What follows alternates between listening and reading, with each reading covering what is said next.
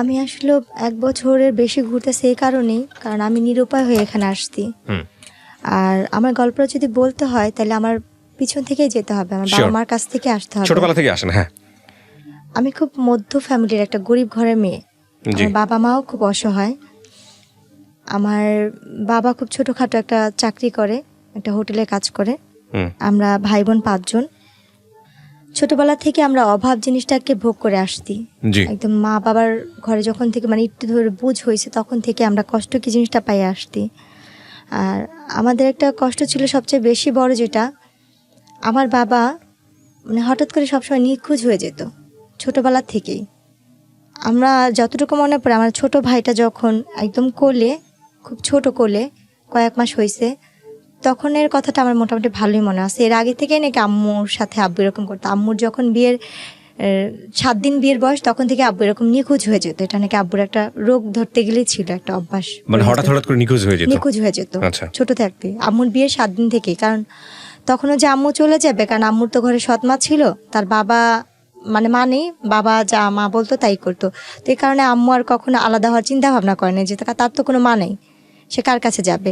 তো আমার মা বাধ্য হয়ে সেইখানেই সংসার করছে আমার বাবার সাথেই। তো এইভাবে করতে হতে আমরা ৫ ভাই বোন হয়েছি। তো আমার যতটুকু মনে পড়ে, আমার ছোট ভাইটা যখন কোলে ছিল তখন আব্বু একদম নিখোঁজ হয়ে গেছে। আব্বুর আর কোনো খোঁজ খবর ছিল না। ৩ বছর আমরা আব্বুকে ৩.৫ বছর কোনো কাছেই পাইনি। বাবা কি জিনিস বা বাবা কি বেঁচে আছে কিনা সেটাও আমরা জানতাম না। তো আমার ভাইয়া আমার বড় ভাই আমাদের বাবার মতো, তার ঋণ কখনো আমরা শোধ করতে পারবো না, এবং আমার মার ঋণও কখনো শোধ করতে পারবো না। আমার আম্মু সেলাই মেশিনের কাজ করে, বাসায় কাজ করে, মানুষের এটা সেটা সবকিছু করে আমাদের। আপনি নিজের চোখে দেখেছেন এগুলা? এই দৃশ্যটা আমার নিজের চোখেই দেখা। আচ্ছা। আমার ছোট ভাইকে যখন কোলে নিয়ে আমার বাবা চলে যায়, একদম ছোট যখন। বাবা চলে যায় বলতে? আমার আব্বু আমাদের রেখে রেখে চলে যেত। বাবা ছোট ভাইকে নিয়ে যেত? না, কোলে, আমার আম্মুর কোলে রেখে আব্বু নিখোঁজ। আচ্ছা, হঠাৎ নিখোঁজ হতো? আব্বুর এটা আগে থেকেই ছিল। আমার নিখোঁজ হলে যখন ফিরতো তখন জিজ্ঞেস করতে না কোথায় গিয়েছিল, কি অবস্থা? বলতো না। আচ্ছা, কিছুই বলতো না। মানে আমি আমার যতটুকু মনে থাকা থেকে বলতাছি, কিন্তু আব্বু তার আগে থেকেই চলে যেত। আচ্ছা। তো কোনো কিছু জানতেনও না আপনারা যে কোথায় যাচ্ছে বা কি অবস্থা? বলতো না, মানে কিছু বললে সে চুপচাপ থাকতো। আর আমার দাদির কাছে শুনতাম যে আমার মানে এটা নাকি আগের দিনে মানুষ মানে, এখনকার বর্তমানে যুগে এটা আমরা কেউ মানিও না বা বিশ্বাসও করি না, জিন পড়ি না কি বলে, কিন্তু এটা ভুল। একটা মানুষ নিজের থেকেই সরে যায়, তার হয়তো অন্য কোনো সমস্যা ছিল। তো আমার আম্মু তখন থেকে আমাদের ছোট করে বানাতো। হঠাৎ করে ৩.৫ বছর পরে, তখন আমরা যে ভাই বোন ছিলাম, আমার আম্মু আমাকে কোনো বাসায় দিয়ে দিছে কাজ করার জন্য, আমার আরেক বোনকে কোনো বাসায় কাজ করার জন্য, এবং সেও কাজ করতেছে। কারণ এতগুলি মানুষকে আমার মার খাওয়ানোর মতো সামর্থ্য ছিল না। বা মামার বাসাও আমরা অনেক কষ্ট করে কাজ করে ভাত খাইছি। আমার মামা মামিও অনেক দেখছে। আমার মামা কিছুদিন আগে মারা গেছে। তো আমার ওই মামাও আমাদের অনেক করছে, অনেক দেখছে, এতটাই দেখছে যে বলার বাহিরে। তো যখন আমরা একটু বড় হয়েছি তখন আমরা আম্মুর সাথেই দেখা গেছে, আম্মু যেখানে কাজ করতেছে আম্মুর সাথে কাজ করতেছি। আম্মু রেডিমেড অর্ডারি ব্লাউজ, বাচ্চাদের রিমা, এগুলো সেলাই করতো ঘরে বসে মেশিনে। ওই আমরা আম্মুর সাথে সে কাজ করছি। এমনও দিন দেখছি আমার আম্মু কাজ করতে করতে সেলাই মেশিনের মধ্যে ঘুমায় গেছে, আম্মুর হাতে সুই ঢুকে এখান থেকে ঢুকে আরেক পাশ দিয়ে বের হয়ে রক্ত ঝরতেছে। এরকমও দেখছি যে আমার মা এটা করেই সংসার চালাতো। আমার মা এই কাজ করে আমাদের সংসার চালাতো। কয় ভাই বোন ছিলেন আপনারা? ৫ ভাই বোন। 6 জন ছিল, একজন মারা গেছে। আপনি বড় সবার? না, আমি বোনের মধ্যে মেঝো। আমার বড় ভাই, তারপর আমার আরেকটা বোন, তারপর সেই বোনের পর একটা ভাই ছিল, তারপর আমি, সে ভাইটাই নাই। তো ওই সময়গুলো দেখছি। আর আমার আম্মু অনেক সুন্দরী একটা মেয়ে, এত সুন্দর যে এত গুণের। আমার আম্মু মানুষের নকশি খাতা সেলাই করতো, মানুষের রেডিমেড জামা কাপড় এইসব সেলাই করতো, ফাঁকে ফাঁকে কাজও করতো, মানুষের বাসায় কাজটাও করতো। তো তারপরে ওইভাবে করতে করতে 3.5 বছরের পরে, মানে আমার ভাইয়া আব্বু চলে যাওয়ার পর আমার ভাইয়ার 8-এ পরীক্ষা ছিল। ভাইয়া ফাইনাল পরীক্ষা দিতে পারেনি পরীক্ষার ফিসের জন্য। ভাইয়া পরীক্ষা না দিয়ে স্কুল থেকে নাকি ভাইয়ের সাথে খারাপ ব্যবহার করেছে, টাকা দেওয়া হয় না, বেতন দেওয়া হয়নি।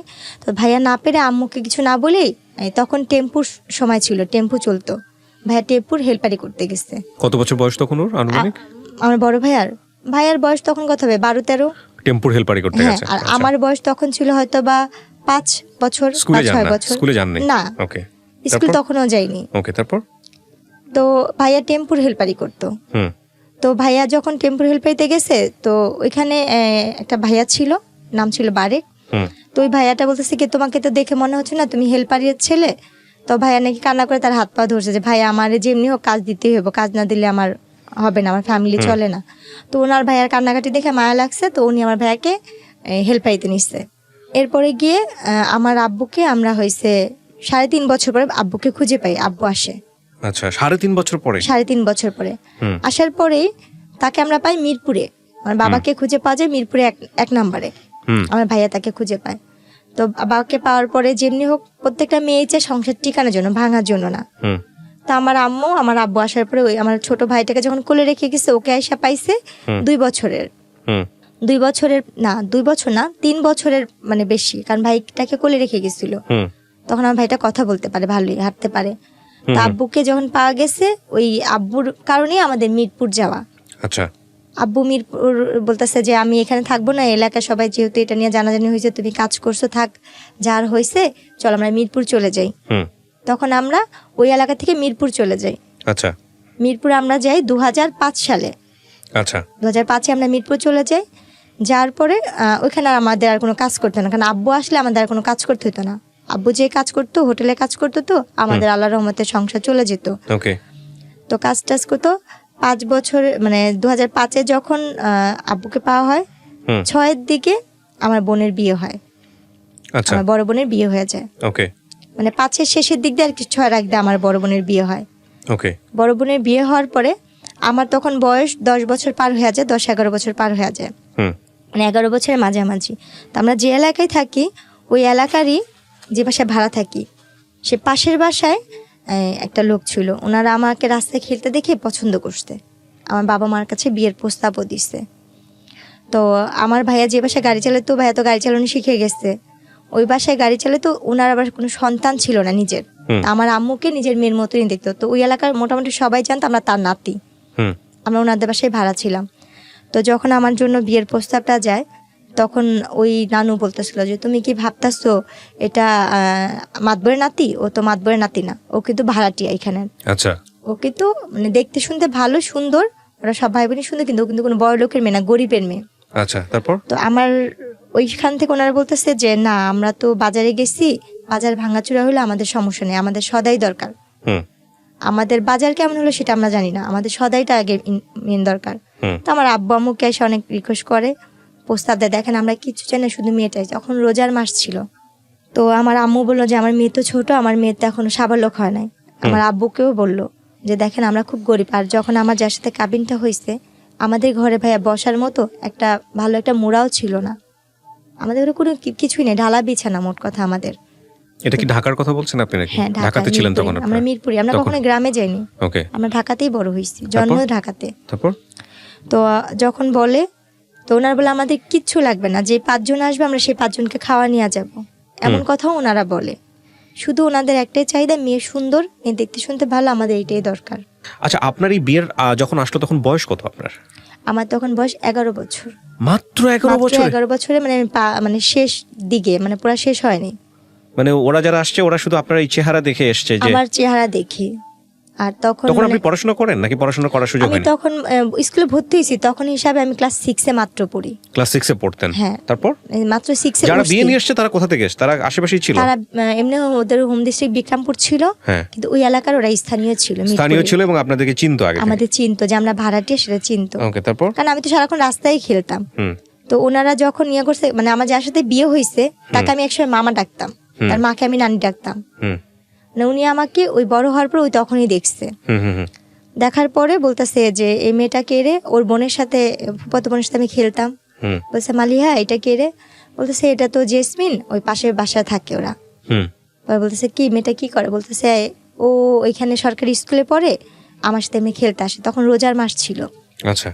তো আমাকে দেখছে ইফতারির 2-3 ঘন্টা আগে, সে আমাকে দেখছে। আচ্ছা।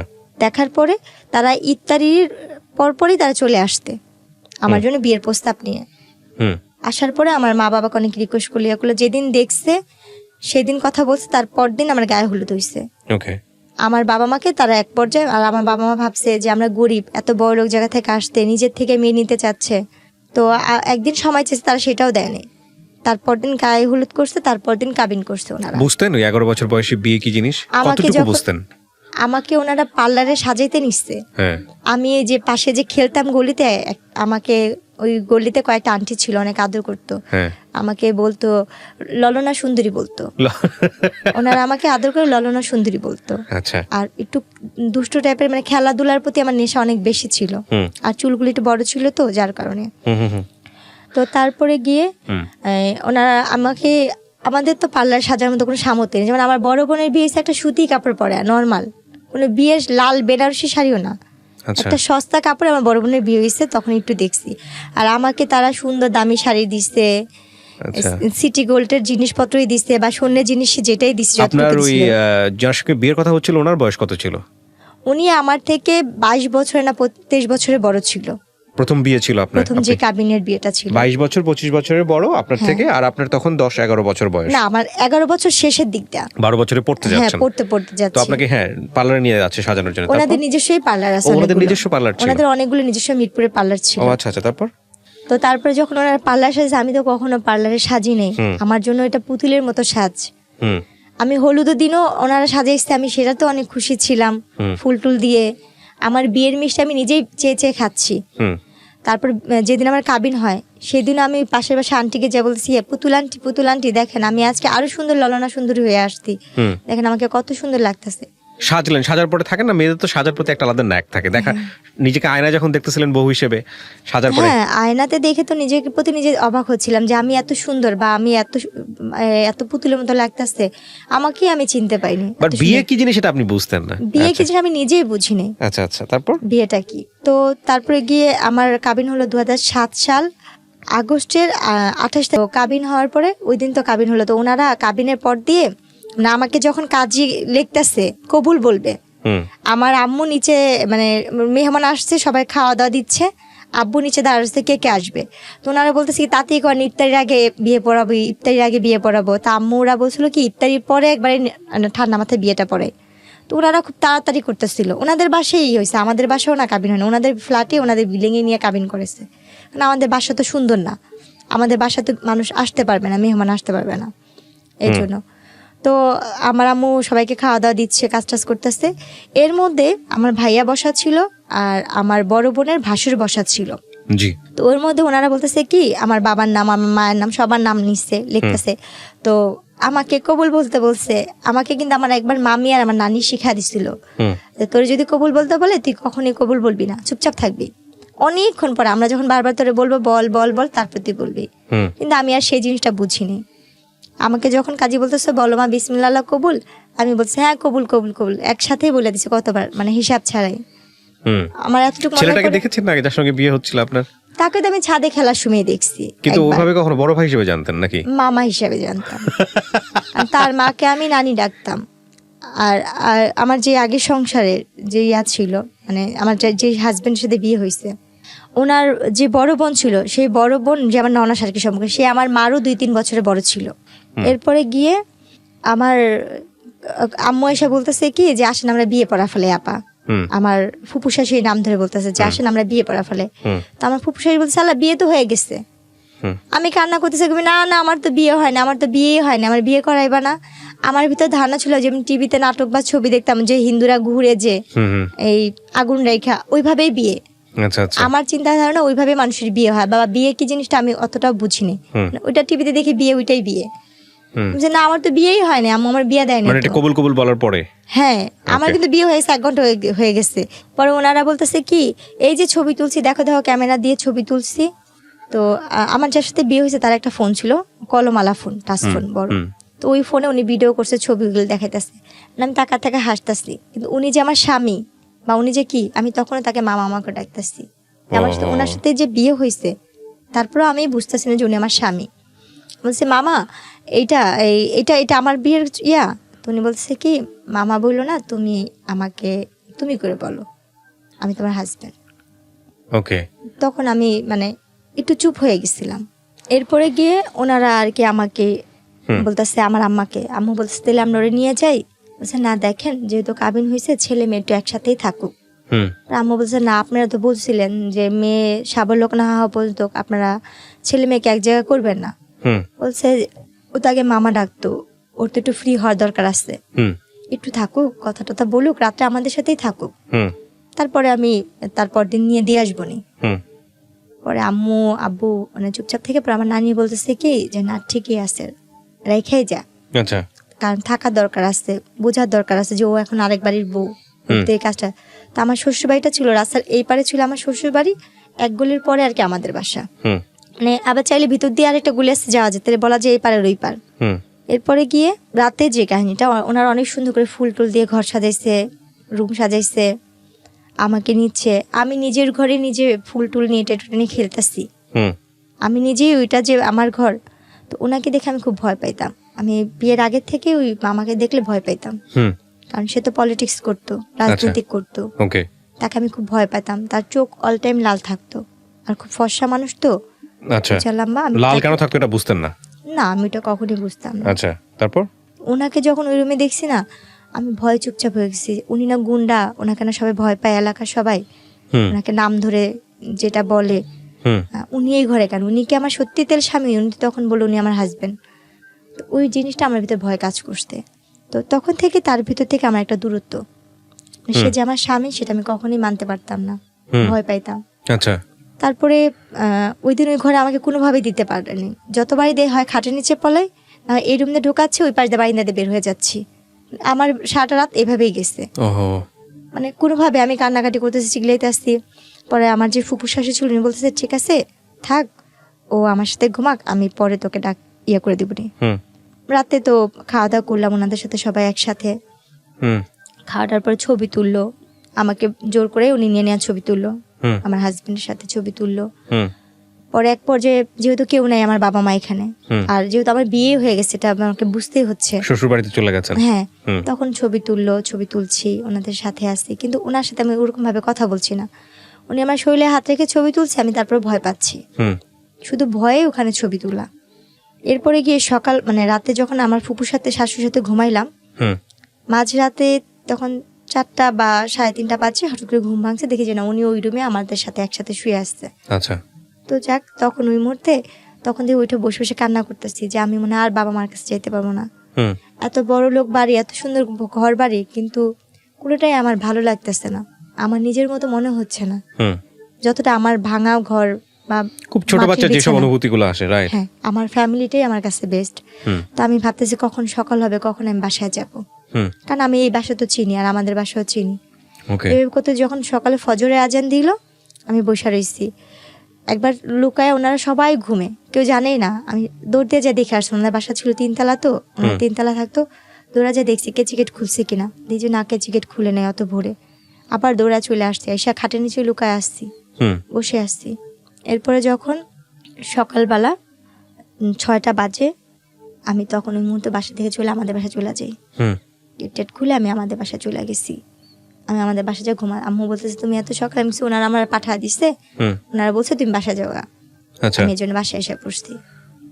তা ওকে আম্মু ভাবছে যে ওরা যখন সত্যি বলছে, তো আমি বাসায় যা ঘুমায় রইছি। হুম। এদিক দিয়ে ওনারা খুঁজতে আসছে বাসায়, আর আমাদের তো ফোন নাই যে আমাদের বাসায় ফোন দিবে, মোবাইল টোবাইল কিছুই নেই যে ফোন দিবে। হুম তো ওনারা খুঁজতেছে অনেকক্ষণ পর ওনাদের বাসায় কাজের মেয়েকে পাঠাইছে, জি পাঠায় যায় বলতে জেসমিন কি বাসায় গেছে, বলে কি হ্যাঁ ও তো কোন সকালে এসে ঘুমা রইছে, আপনার Okay. ওরা নাকি পাঠা দিচ্ছে ওর ফুপু শাশুড়ি।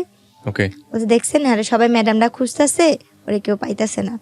ওরা আম্মু মারে বকা দিল, 2টা থাপ্পড় দিল যে তুমি এখন বড় হয়েছো, তোমার বিয়ে হয়েছে, তুমি তো যখন তখন জেলে আসতে পারবে না, আসলে কে তোমাকে নিয়ে ওনারা সংসার করবে, তুমি তো মেয়ে মানুষ, তোমার কপাল দোষে এখানে বিয়ে হয়েছে, ভালো জায়গায় বিয়ে হয়েছে। হুম হুম হুম আম্মু বোঝাইলো, আম্মুর মতো করে আম্মু বুঝাইলো যে এখন ওইটাই তোমার আসল বাড়ি, ওখানে সুখ হোক দুঃখ হোক তোমার এখানে ভাগযোগ করে থাকতে হবে, হুম আর তোমার কপাল ভালো যে তুমি এমন ফ্যামিলির একটা বউ হইছো। এইগুলো যেটা বোঝায় আর কি হ্যাঁ, অভিভাবকরা। বোঝায়। হ্যাঁ বেশি দিন তো না, তুমি কয়দিন থাকো, তোমাকে পরে উঠা দেওয়া যখন হবে তখন হুম এই কয়দিন ওইখানে যা থাকো, পরে আবার আম্মু নিয়ে দিয়ে আসতে।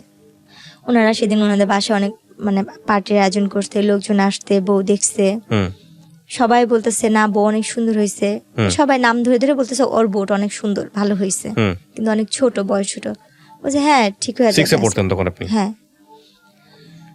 এরপরে যেটা হয়েছে, আমাকে আমার বাবার বাসায় দিয়ে গেছে, 3-4 মাস পরে ওনারা ঘুরতে যাবে, ওনার সাথে ঘুরতে যাওয়া অবস্থায় যখন ঘুরতে গেছি, আমার অলরেডি তখন বাচ্চা কনসেপ্ট করতে, আচ্ছা। যেটা আমি বুঝতে পারিনি যে আমার গর্ভে বাচ্চা।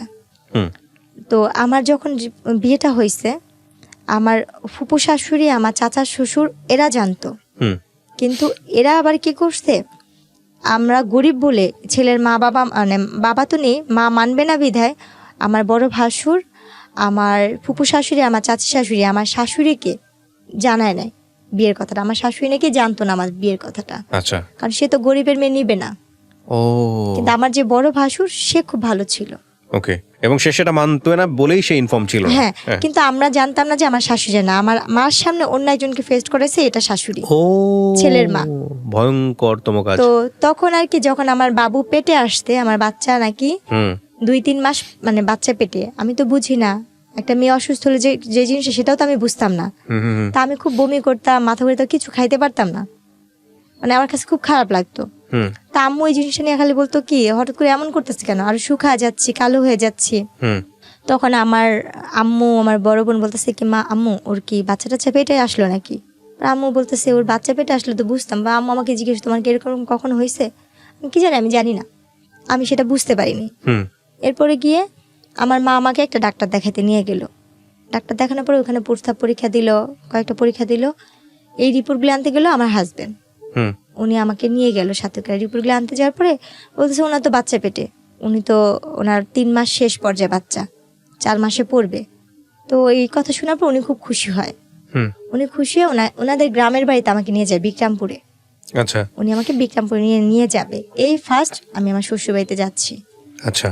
তো আমার শ্বশুরবাড়িতে যখন যাব তখন আমি খুব কান্নাকাটি করতেছি। এতদিন তো আমার ফুপু শাশুড়ি, চাচা শ্বশুর বাড়ি আমি জানতাম এইটাই আমার শ্বশুর বাড়ি। হুম তো যখন সে বললো যে দেখো তোমাকে তো আমার মার কাছে কখনো নিয়ে নেই, তোমাকে চলো আজকে আমার মার কাছে নিয়ে যাবো। বলছে ওই যে আপনার, ওইটা আমার ফুপু আম্মা, হুম ওইটা আমার আরেকটা ফুপু আম্মা।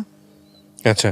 এরপরে গিয়ে উনি যখন নিয়ে যাবে আমি ভয় পেতেছিলাম, যেমন না যেমন অনেক কান্নাকাটি করতেছি। আমার ছোট বোন আর মামাতো বোনকে নিয়ে যাই, হুম আমরা একসাথে বিক্রমপুর যাই। আচ্ছা। ভাইয়া যেদিন যাই সেদিন আমাদের যেতে যেতে রাত, মানে আমরা বিকালবেলা রওনা হয়েছি, তো শীতের দিন ছিল, হুম এটা 2008-এ পড়ে যায় কাহিনীটা।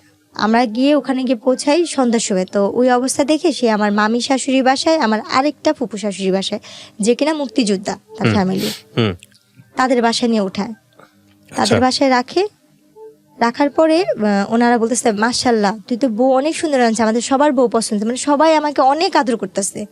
বলছে তোর মাকে বোঝানোর দায়িত্ব হচ্ছে আমাদের, তুই হিসাবে ছেলের বউ আমরা ভালো পাইছি, হাসি খুশি মিশুক। তো ওই রাত্রটুকু ওখান থেকে সকালবেলা আমাকে নিয়ে গেল ওনাদের গ্রামে বেড়ে। প্রথম যে এক গ্রামে রাত্রে থাকলাম, তারপর দিন সকালবেলা ওই গ্রামে গেলাম, আমার শ্বশুরবাড়ির গ্রামে। তো যাওয়ার পরে ওই যোগানিয়া গ্রামে যাওয়ার পরে ওখানে আর কি ওনারা বউ দেখে আমার শাশুড়ি বলতেছে খালি কি চামড়া ধলাই আনছিস, কোনো টাকা পয়সা আনিস নাই, বউর সাথে কিছু দেয় না। উনি আমার কানে হাত দিচ্ছে, গলায় হাত দিচ্ছে, হাতে হাত দিচ্ছে, হ্যাঁ শূন্যের কিছু নেই। তখন আমি বলতেছি কি আল্লাহ, উনাকে তো দেখছিলাম ওই নানুর বাসায়, তাহলে উনিও তো আমাদের নানি হইতো।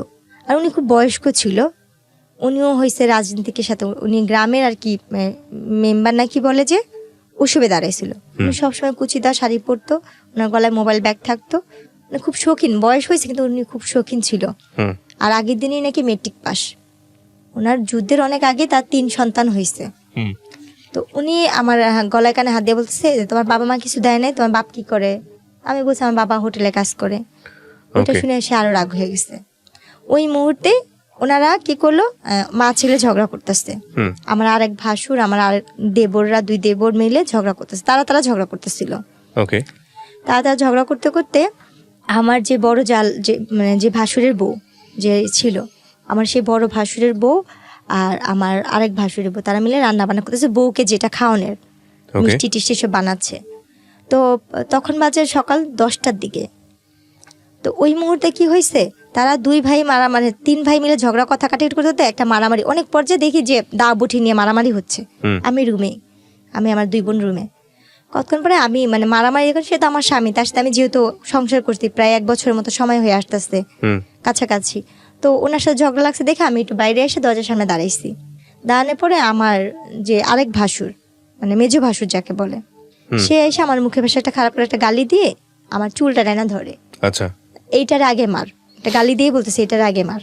ভাষা খারাপ করে এটার আগে মারে, এটার বাপ মা এটার কথা দিচ্ছে। উনি বলো। আমার চুল টাইন না ধইরা উনি কি করলো বলছে মানে অনেক বাজে ভাষায় গালাগালি করছে, ওকে আগে মার, চামড়া ধলা তো গেছে এটা সেটা করতে গছা দিচ্ছে। হুম এভাবে বলে উনি ইয়া করলো। ভাইয়া কখনো যুদ্ধ কি জিনিস দেখি নেই, শুনছি শুধু মুক্তিযোদ্ধা নিয়ে অনেক কষ্ট, কিন্তু সেই দিনের যুদ্ধটা মনে হয় কি আমার জীবনে অনেক বড় একটা যুদ্ধ ছিল। সেই দিন ওই মুহূর্তে আমাকে মারলো, আমার 2 বোনকে মারলো, আর সেই মায়ের কি উড়াধুরা মায়ের। ওহো, কে গায়ে এমন তুল ভাবে- আপনার এটা? আমার ভাসুর, আমার দেবর, আপনার জামাই ছিল না ওখানে? ওনাকেও মারছে। মিথ্যা তো কেন বলবো, উনি খুব মানে যতটুকু সাধ্য উনি ইয়া করতে, ওনাকেও মারছে।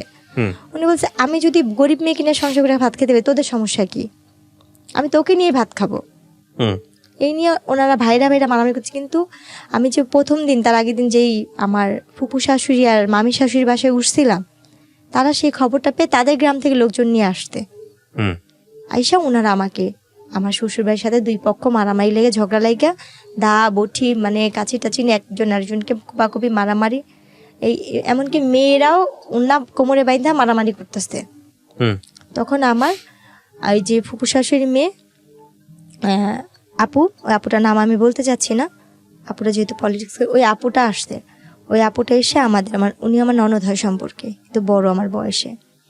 ওই আপুটা আমাকে এসে ধরে, আমার বোনকে ধরে ধরে আমার দাদি শাশুড়ি ঘরে নিয়ে দরজা বন্ধ করে বলছে তোর এই ঘর থেকে বের হবি না। প্রিয় দর্শক এবং অনেক তারপর এরপরে গিয়ে ওই মারামারি হইলো। তো মারামারির শেষ পর্যায়ে যেটা দাঁড়াইলো, বলছে মা ওর বাচ্চা পেটে। তো উনি বললো কি ঠিক আছে তুই গরিবের মেয়ে বিয়ে করছিস, এটা আমি মানতে পারতেছি না, তারপর মেনে নিব, পেটে বাচ্চা যেহেতু। তোর বোর যদি মেয়ে হয় তাহলে আমি আমার ঘরে জায়গা দিব না, তুই ওর তালাক দিবি। হুম আর যদি তোর বোর ছেলে হয় তাহলে আমি তোর বউকে মেনে নিব। তো বললো যে ঠিক আছে দেখা যাক। তো বলে না যার কেউ নেই তার আল্লাহ অবশ্যই থাকে। জি আমার আল্লাহ পাক 2টাই দিছে একসাথে, একটা ছেলে একটা মেয়ে একসাথেই দিছে আল্লাহ পাক। তো ওই সময় আর কি মারামারি হওয়ার পরে তো প্রায় মা ছেলের তো ঝগড়া কাজা হইতেই থাকতো, এই যৌতুক নিয়ে। আমার বাবা মা কিছু দেয়নি, এটা না সেটা না। ভাইয়া কোনো একটা ফল খাইতে গেছি, বলতো তোর বাবার বাড়ি থেকে এই ফলটা আসতে, মুখের সামনে থেকে সেই ফলটা নিয়ে যেত, খাইতে পারতাম না। ওহো কোনো পিঠার সিজনে আমার 2 ভাসুরের বাসা থেকে পিঠা আসতেছে, তাদের বাবা মার আছে, আমার বাবার নাই। আমার বাবা তো গরিব, আমরা নিজেই তো একটা ভালো আম কাঁঠাল কিনা খাইতে পারি না। আমার মনে পড়ে আমার ওই বাচ্চাটা, কারণ ওই কথাগুলো আমার ভালো করে মনে নেই। আমার ওই সময় আমার বাচ্চাটা যখন 5 মাস পেটে শেষের পর্যায়ে, আমি আম খাইতে নিচ্ছিলাম। এদের বাসায় অনেক আম গাছ আছে, এদের বাসায় কোনো ফলের গাছের অভাব নেই, অদৃষ্ট ফল, সব ধরনের ফল আছে। তা আমি কুড়াইয়া একটা আম খাচ্ছিলাম, ছুলে মাত্র 1 কামড় দিছি। আমার ননদ এসে উনি আমটা কাইরা নিয়ে বলতেছে কি তোর বাপ মার বাড়ি থেকে আম আসছে, তুই যে আমাদের বাড়ির আম খাচ্ছিস।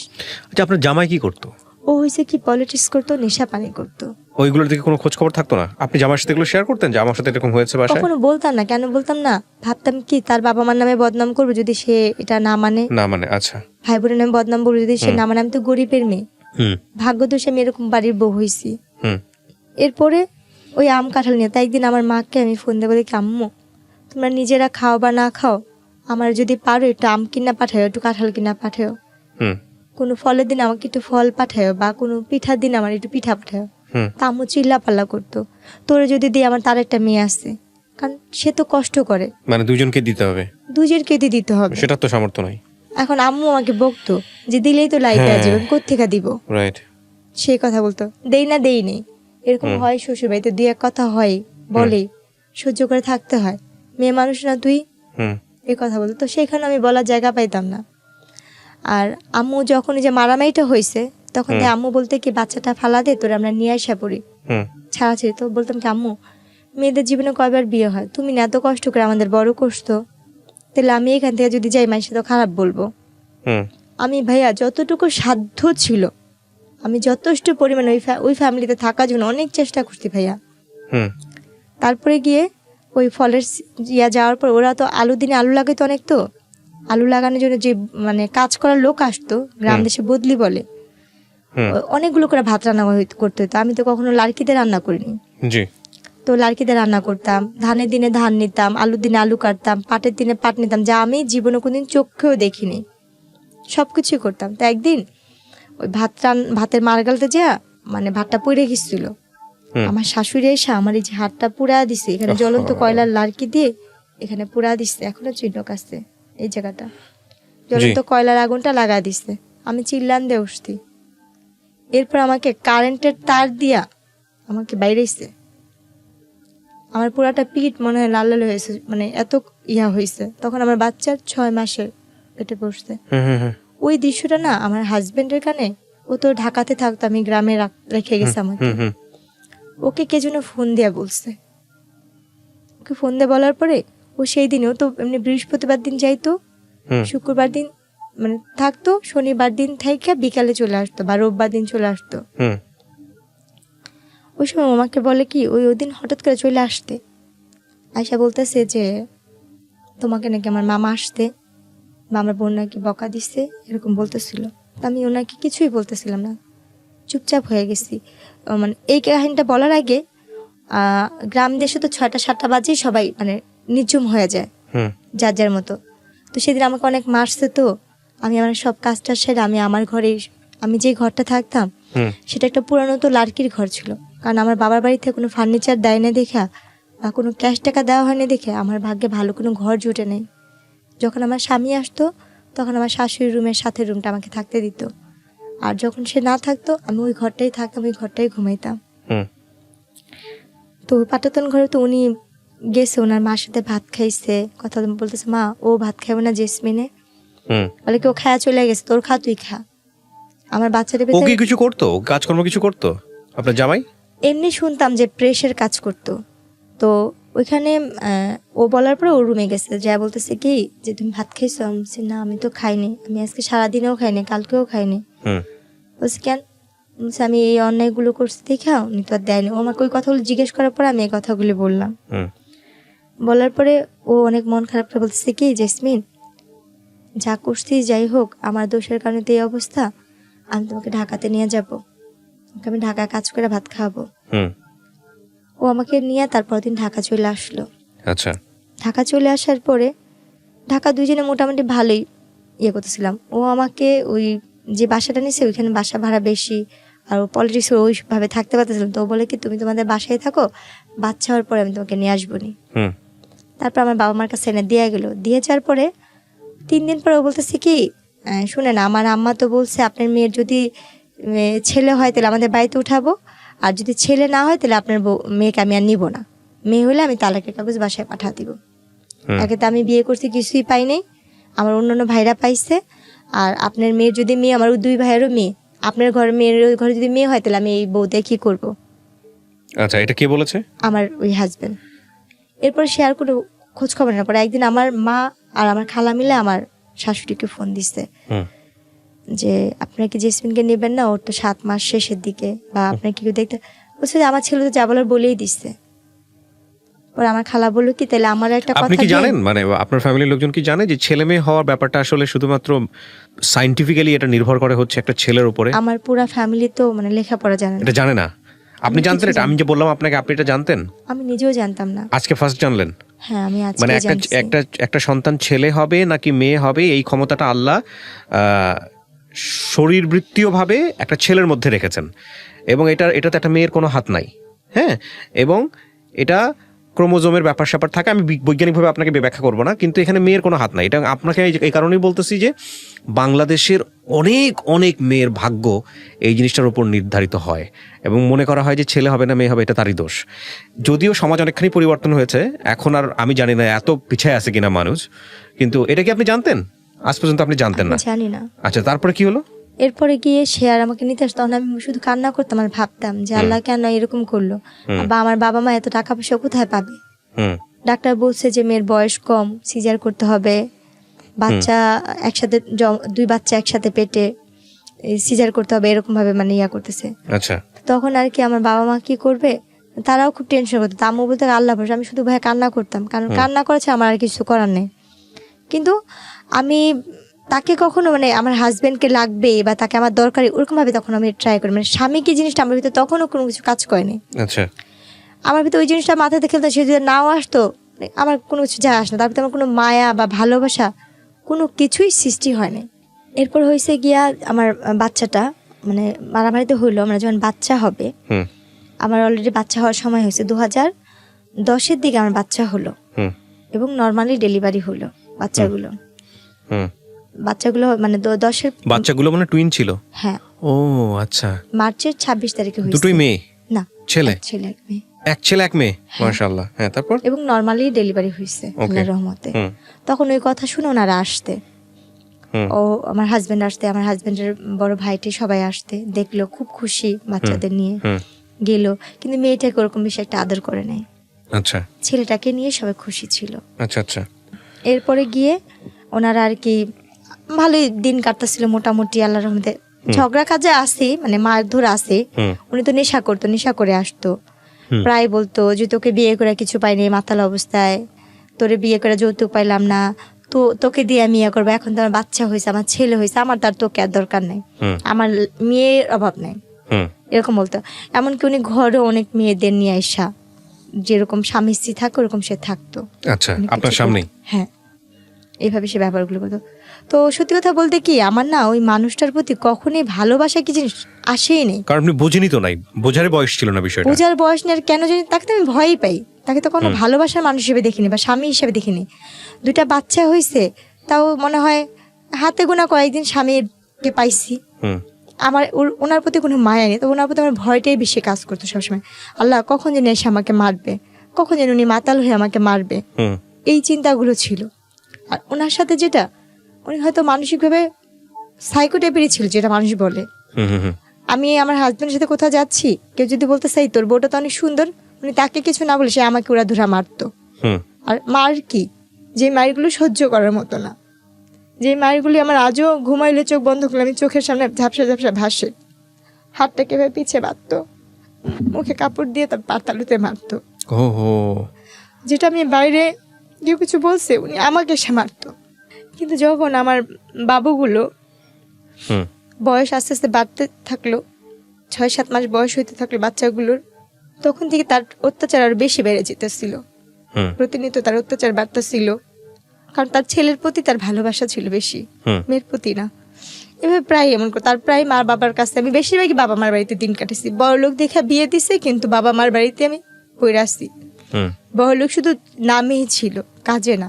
ওই আস্তে আস্তে ওই ব্যবসার কাজটা আমার দিকে আস্তে আস্তে পড়তেছিল, কারণ আমার ছোট থাকতে তখন আমি অনেক হ্যাংলা পাতলা চিকনা টাইপের ছিলাম। বাবু হওয়ার পর আস্তে আস্তে আমার গ্রোথ ভালো হচ্ছে, আমি দেখতে আরো বেশি হচ্ছি। হুম এখন তো আমি কিছুই নেই, তখন দেখতে আমি আসলেই অনেক সুন্দর হচ্ছিলাম। হুম তো যখন কাজ কাম করতাম, রান্না বান্না করতাম, বাসায় বিভিন্ন টাইপের লোকজন আসতো। তার দলের লোক আসতো, তার দলের লোকের বাইরের লোক আসতো, তার ফুপুর গেস্ট আসতো। হুম আস্তে আস্তে এক একজন আমার কথা বলতো ওদের কাছে। তো তখন ও এই জিনিসগুলো আমাকে আমার মাথায় ঢুকে, তো জেসমিন তুমি এটা করো এটা করো। আমি বললাম না, আমি কেন যাব, কেন করব, ওই জিনিসগুলো না আমাকে মারতো। আমি বলতাম কি, আপনি যদি আমাকে এই কথাগুলি বলেন আমি মানুষের কাছে বইলা দিব। তখন সে আমাকে আবার ওইভাবে হাত পা বাইধা পাতালুতে মারতো। আর ওই মারার অবস্থা ভাই মনে হতো কি, কেউ যদি একবার আমার হাতটা খুলে দিত আমি নিজে তারে খুন করতাম। মানে আমি এত রাগ উঠে যেত? এমন ভাবে মারতো যে মারগুলি মানে ভাষায় প্রকাশ করা যায় না। মানুষ নাকি রিমান্ডে অনেক মারধর করে, কিন্তু আমি এই জীবনের রিমান্ডের মায়ের অনেক খাই আইছি, অনেক রিমান্ডের মায়ের খাই আইছি, যে মায়েরগুলি আমি চোখ বন্ধ করলে আমার চোখের সামনে ভাসে, কাউকে বলতে পারি না। মনে হয় যে আস্তে আস্তে মানসিক রোগী আমি নিজেই হয়ে যেতেছি। উনি কি, ওনার থেকে বেশি এখন মেন্টালি টর্চারিং আমার হচ্ছে।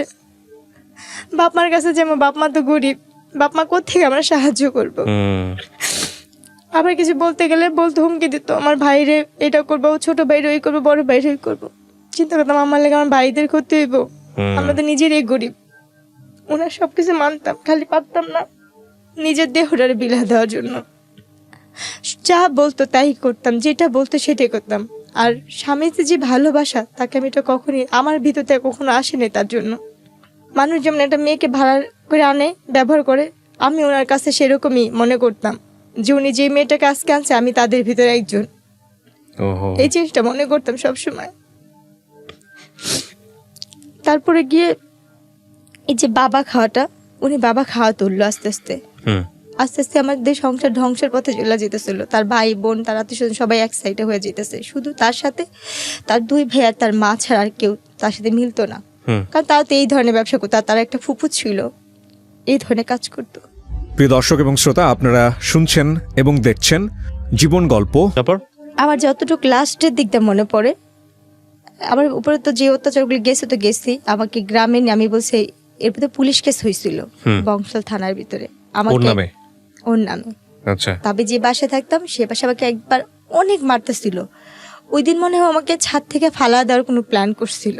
আচ্ছা। যে বিল্ডিং এ থাকতাম 7 তলায়, আচ্ছা। তখন পুরান ঢাকায় থাকি। তো ওইখানটা আমার যেটা মনে পড়ে, আমার অনেক মারতেছিল, এত মারতেছিল যে মানে ভাষা আর মারতে মারতে টাইনা টাইনা আমার ছাদের কোনারে নেওয়ার চেষ্টা করতেছিল। হ্যাঁ হ্যাঁ হ্যাঁ। আমি কোনোভাবে যাব না, আমি দরজার সিট ইয়াটা ধরে রাখছি। আমি বলছি আপনি আমাকে একটা বারের জন্য মাফ করেন, আপনি যা বলবেন আমি তাই করব, আপনি যেইটা বলবেন আমি সব ধরনের কিছু করবো।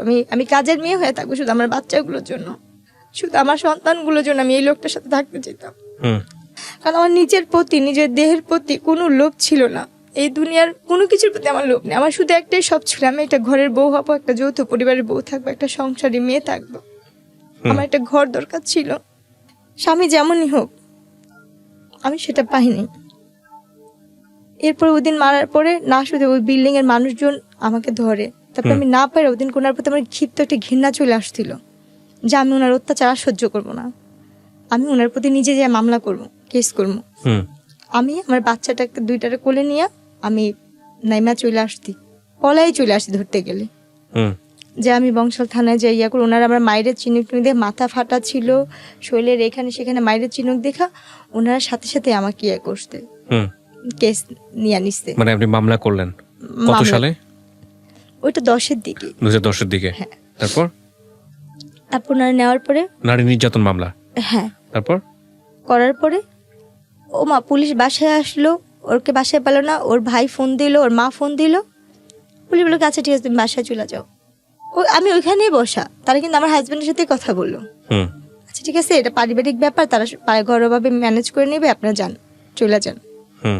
তার চাচা উকিল, অনেক বড় উকিল, তার মামারা হয়েছে অনেক বড় লোক, তার ফুপুরা, তারা নিয়ে আমার বাবা মাকে ডাকা বললো কি আপনার মেয়ের এত বড় সাহস, আমাদের ফ্যামিলি সম্পর্কে সে জানে, এই সেই অনেক হুমকি টমকি দিয়ে ঠিক আছে ওকে আর ঢাকা রাখবো না, ওকে গ্রামে রাখবো, গ্রামেই থাকবে। এই বইলা কোনো কেস হলো কথা আমাকে গ্রামে নিয়ে গেল। গ্রামে নিয়ে যাওয়ার পরে তার তো কোনো খোঁজ খবর নেই, সে আসে না, কিছু করে না। এরপরে একবার 6-7 মাস পর সে বাসায় গেছে, এর মধ্যে সে আমার কোনো খোঁজ খবর নেয় না, যায় না। ওই শাশুড়ি ঢাকায় থাকে, ওই খ্যাত খামারি করে যেটা জুটে সেটাই খাইতাম। আর আমার কয়েকটা চাচি শাশুড়ি ছিল খুব ভালো বাড়ির মধ্যে, ওনারা আমাকে যতটুকু দেখতো, ওনাদের হাতের কাজ করে দিতাম, রান্না বান্না এটা সেটা উঠান ঝাড়ু দিত, খাবার দিত, কারণ ওইখানে তো আমার ঘর ভাড়া লাগে না, খাওয়াটাই মেন আমাদের বাচ্চাদের। তো হঠাৎ করে উনি যাওয়ার পর ওনার ফোন আসছে, আমি রিসিভ করছি। আচ্ছা। একটা মেয়ে ওনাকে জান করে ডাকতেছে ওনার নাম ধরে। ওরা শুনলাম যে ওনার সাথে ওই মেয়েটার বিয়ে হবে। আচ্ছা। প্রত্যেকটা মেয়েরই স্বামী যেমনই হোক, স্বামী তো, কারণ উনি অনেক মেয়েদের সাথে সম্পর্ক করে, কিন্তু কোনো মেয়েকে যদি সে বিয়ে করে তাহলে আমি তার এইখানে থাকতে পারবো না। ওই জিনিসটা ভাব করে তখন আমি বলছি আপনি যদি বিয়ে করেন তাহলে ওনারা তো বলছে পরবর্তীকালে আপনি কিছু করলে আপনার বিরুদ্ধে ওনারা ব্যবস্থা নিবে, আমি তাহলে ঢাকা যাব, আমি ঢাকা গিয়েই বলবো। পরে উনি কি বললো তুই ঢাকা যাবি কোত্থেকে, তুই এখানে বের হইতে পারলিস না, এই কথা বললো। যাক ওই দিনও আমাকে অনেক মারলো। তারপর দিন আমি গ্রামের চেয়ারম্যান মেম্বারকে ডাকাইছি, ওদের ডাকাইলো, ওদের সমাজ থেকে এমনি তো 1 ঘোরা করে রাখতো। তারপরে গিয়ে যেটা করলো গ্রামের চেয়ারম্যান মেম্বাররা বিচার করে দেওয়ার 1-2 দিন পরে 2 দিন সে আমার সাথে খুব ভালো ব্যবহার করলো, খুব ভালো ব্যবহার করলো। করার পরে 3 দিনের দিন আমার যেটা মনে পড়ে, আমার বাচ্চাদের ভাত খাওয়াচ্ছিলাম, পিছন থেকে আমার হাতটা কে ধরছে আমি সেটা জানি না, আমার আজও মনে পড়ে না। সামনে থেকে আমার শাশুড়ি এরকম আমার গালটা চেপা ধরছে 2 হাত দিয়া, আর আমার স্বামী আমার পাও 2টা ধরে রাখছিল। আমার অতটুক দৃশ্যই আমার মনে আছে, আর কিছু মনে নেই বা মনে পড়েও না। এরপরে যখন আমি 15 দিন না 20 দিন পরে যখন আমার সেন্স ফিরছে বা আমি একটু সুস্থ হয়েছি, তখন শুনি যে আমি মেডিকেলে, হাসপাতালে, আমাকে মায়েরা কোনো ধরনের ঘুমের ওষুধ খাওয়ায়া আমাকে বস্তায় ভরে বুড়িগঙ্গা নদীর এখানে ফালা দেওয়া হয়েছিল। কিন্তু আমার আল্লাহ কেন বাঁচাইছে আমি জানি না। আমার এই জীবনের প্রতি ঘৃণা, নিজের জীবনের প্রতি শুধু ঘৃণ নেই, তখনই আল্লাহ আমার নিয়ে যেত এই দুনিয়া থেকে। যদি তখনই আল্লাহ আমাকে নিয়ে যেত, তাহলে আজকে আমি যেখানটা আসছি বা যেখানে কথা বলতে আসছি, হাজার হাজার মানুষ আমার যেখানে দেখবে আমাকে দেখতো না। কারণ আমার বাবা মা গরিব কিন্তু পর্দা করে, আমার বাবা মা 5 ওয়াক্ত নামাজ পড়ার চেষ্টা করে। এরপরে যখন আমি একটু সুস্থ হইলাম, আপনাকে ওই বস্তায় করে ওখান থেকে বের করছে কে? কি জানছেন? সুইপাররা নাকি, আমি যেটা শুনছি আর কি, হ্যাঁ সুইপাররা রাস্তা ঝাড়ু দেয় না, হ্যাঁ ওনারা আমাকে দেখতেছে, আমার এই মাথাটুক একটু বের হয়ে নাকি ছিল, আমার সর্বমুখ নীল হয়ে গেছিল। আচ্ছা পিত্ত নাকি যেরকম নীল থাকে, আমার আম্মুর কাছে শুনছি হ্যাঁ ওরকম নীল টাইপের। আমি নাকি একটু একটু করে মুখটা আমার এইখানটা খানিক নড়তেছে পানির জন্য, হুম পানির জন্য নাকি গলাটা কাঁপতেছিল। হুম তখন নাকি ওইখানে কারা নাকি করতে পানি টানি দিচ্ছে, মেডিকেলে নিচ্ছে। আমার যে হুম ভাবির ভাই হয়েছে, তখন ছিল একজন কনস্টেবল। না কিন্তু আপনাকে মেডিকেলে নেওয়ার পরে আপনাকে চিনবে কিভাবে মানুষ? চিনবে বলতে ওই যে আপনি পরিচয় বলে দিয়েছেন যে আমার না, বাড়ি না, অমুক? তাহলে আমি পরিচয় বলিনি। তাহলে যেইখানে আমার ফালানো হয়েছিল হ্যাঁ ওই থানার কনস্টেবলের কাজ করতো আমার ভাবির বড় ভাই, আপন বড় ভাই। উনি দেখে চিনেছে আপনাকে? উনি বলতেছে কি, আমার ভাবির নাম ধরে বলতেছে কি, হ্যাঁ তো ননদ কইরে জেসমিন কত গ্রামের বাড়িতে কত নাই। আচ্ছা পরে বলতেছে কি, তোরা একবার মেডিকেলে আসতে পারবি, সেম দেখতে ওর মতনই একটা মেয়ে। আচ্ছা আচ্ছা আর এই কথা শোনার পর না, তার 3-4 দিন আগে থেকে মার মন তো, আমার মা নাকি খালি বলতে করে ওর সাথে একটু কথা বলতে পারতাম, ওর সাথে একটু কথা বলতে পারতাম, একটু দেখতে পারতাম। হুম তো যখন ভাবির কাছে এই কথা শুনছে না, তখন নাকি আমার আম্মু খালি এটা আমার মেয়ে, এটা আমার মেয়ে, চলো যাই চলো যাই। হুম তখন আমার ভাইয়া, আমার আম্মু, আমার খালাতো বোন সবাই মিলে গেছে মেডিকেলে। ওকে তারপর যাওয়ার পরে ওনারা আর কি ওখানে আমাকে দেখলো, দেখে তো আমার আম্মু ধরে নাকি কান্নাকাটি করতেছে। আমি নাকি যাকে দেখতাম তাকে দেখে ভয় পাইতাম, হুম যাকে দেখতাম তাকে দেখে আমি ভয় পাইতাম। আমি নাকি কারোর সামনে যেতে পারতেছিলাম না, যাকে দেখতাম তাকে দেখে বলতাম ও মারতে ও মারতে। তারপরে ওই সাংবাদিকরাও নাকি গেছিল, ওইখান থেকে আমাকে ঢাকা মেডিকেলের মানবাধিকারের শাখায় পাঠা দিচ্ছিল নাকি, ওসিসিতে। আচ্ছা ওখানে আমার চিকিৎসা হয় এবং ওইখানে আমার এই চোখের কর্নিয়াটা নষ্ট করে দিয়েছিল। আমি 3 বছর চোখে দেখতে পারিনি, এই বাম পাশের এই চোখটার এটার জন্য এই চোখেরও সমস্যা হয়েছিল। তারপর তো ওই সময় চোখে আমার আঘাত পড়ে এবং গলার মধ্যে এই ঠানটা হ্যাঁ হয়ে গেছে, কথা ফ্যাস ফ্যাস করে আসতো, কথা আচ্ছা। ভালো করে বলতে পারতাম না। তারপর এরপরে যখন আমাকে বাসায় নিয়ে গেল, 20 দিনের না 25 দিনের দিন বাসায় নিয়ে গেল, হুম ওর যে যারা সাংবাদিক মাধ্যমে, আমার চাচা শ্বশুর এসে বলছে এই কেস নিয়ে যদি করেন তাহলে আপনাদেরই সমস্যা হবে। হুম হুম হুম তখন আমার বাপ মা চিন্তা করলো আমরা তো এদের সাথে কখনো পারবো না, কিছু করতে পারবো না। হুম তা আমার বাবা মা কি করলো, না পাইরা আমরা মিরপুর থেকেই ওই এলাকা থেকে আমরা আবার চলে আসলাম আচ্ছা খিলগাঁওতে। আচ্ছা এদের সাথে আপনারা কোনো কিছুতে বাড়াবাড়ি করতে যায়নি, বাড়ায়নি। মানে আর পরবর্তীতে মামলা করেন নাই বা এরকম কোনো কিছু, কোনো অ্যাকশনই যান নাই? না, তখন কি মনে হয়েছে যে জীবন যদি না থাকে বা যেহেতু পারবো না, অর্থ নাই, সামর্থ্য আমাদের তো নাই? কোনো সামর্থ্যই নেই, আমরা তো এদের সাথে পারবোই না কোনো কিছু করতে। এক্স্যাক্টলি, সারা পৃথিবীতেই তো এটা একটা বড় সমস্যা, যার অর্থ নাই তার কোনো ক্ষমতা নাই, এটাই রূঢ় বাস্তবতা। কিন্তু রাষ্ট্রের অধিকার হচ্ছে অ্যাজ এ নাগরিক হিসেবে আইনি সহায়তার জায়গাতে অর্থ থাকুক আর না থাকুক এটা নিশ্চিত করা। কিন্তু আগলিয়েস্ট ট্রুথ যেটা আমরা সবাই জানি, যার যত অর্থ তার তত ক্ষমতা। পুঁজিবাদী অর্থনীতি বা পুঁজিবাদী বিশ্বের এটাই হচ্ছে সবচাইতে নুড বা নগ্ন চরিত্র, যাই বলি না কেন। আমি ক্যামেরার এপাশে আছি, আমার দিকে যেহেতু ক্যামেরা ফোকাস না, সো আমি আমার কথা বাড়াচ্ছি না, বলেন তারপর। এরপর যেটা হয়েছে, মানবাধিকার থেকে আমাদের যথেষ্ট পরিমাণে সাহস দেওয়া হয়েছে। ওখান থেকে তারা আমাকে বলছে তুমি এক চুলো নড়বা না, তোমার টাকা পয়সা কিছুই লাগবে না, আমরা আসছি, হুম আমরা করব। মানবাধিকার থেকে আমি যথেষ্ট সাহায্য পাইছি ওখান থেকে আমার চিকিৎসা হয়েছে, আমি সুস্থ হয়েছি। মানবাধিকারের ওখান থেকে আমার ট্রিটমেন্ট যতটুকু পারবা, আমার মামলা নিয়ে যতটুকু লড়ার, ওনারা যথাসাধ্য চেষ্টা করতে। ওনাদের কাছ থেকে আমি কোনো কম পাইনি, ওনাদের কাছ থেকে আমি যথেষ্ট হেল্প পাইছি। ওখান থেকে আমার ভুলটা ছিল যেটা, ওরা আমার সাথে কথা বলছে ফোনে যে তুই কি চাস তোর বাচ্চাগুলোর জীবন নষ্ট হোক, বা তুই কি চাস কোনো ধরনের ক্ষতি হোক, মানে আপনার হাজবেন্ডের পক্ষের লোকজন? হাজবেন্ডের পক্ষের লোকজন থেকে। তখন আমি বলছি কি না, আমি সংসার করতে চাই আমার বাচ্চাদের জন্য। আমার বাবা মা, আমি তো মানসিকভাবে তখন সুস্থ ছিলাম না পরিপূর্ণভাবে। আমার বাবা মা আমাকে ছিকল দিয়ে আটকা রাখতো যদি আমি না যেতে পারি, আমি যেন থাকি। আমার মার সাথে আমার ভাইয়ের সাথে আমি অনেক খারাপ ব্যবহার করে আমি চলে যাই। আমি কিন্তু তখনও পরিপূর্ণভাবে সুস্থ না ভাইয়া, আমি তারপরও চলে গেছি তাদের কাছে। ওরা আমাকে এসে নিয়েছে, আমি গেছি।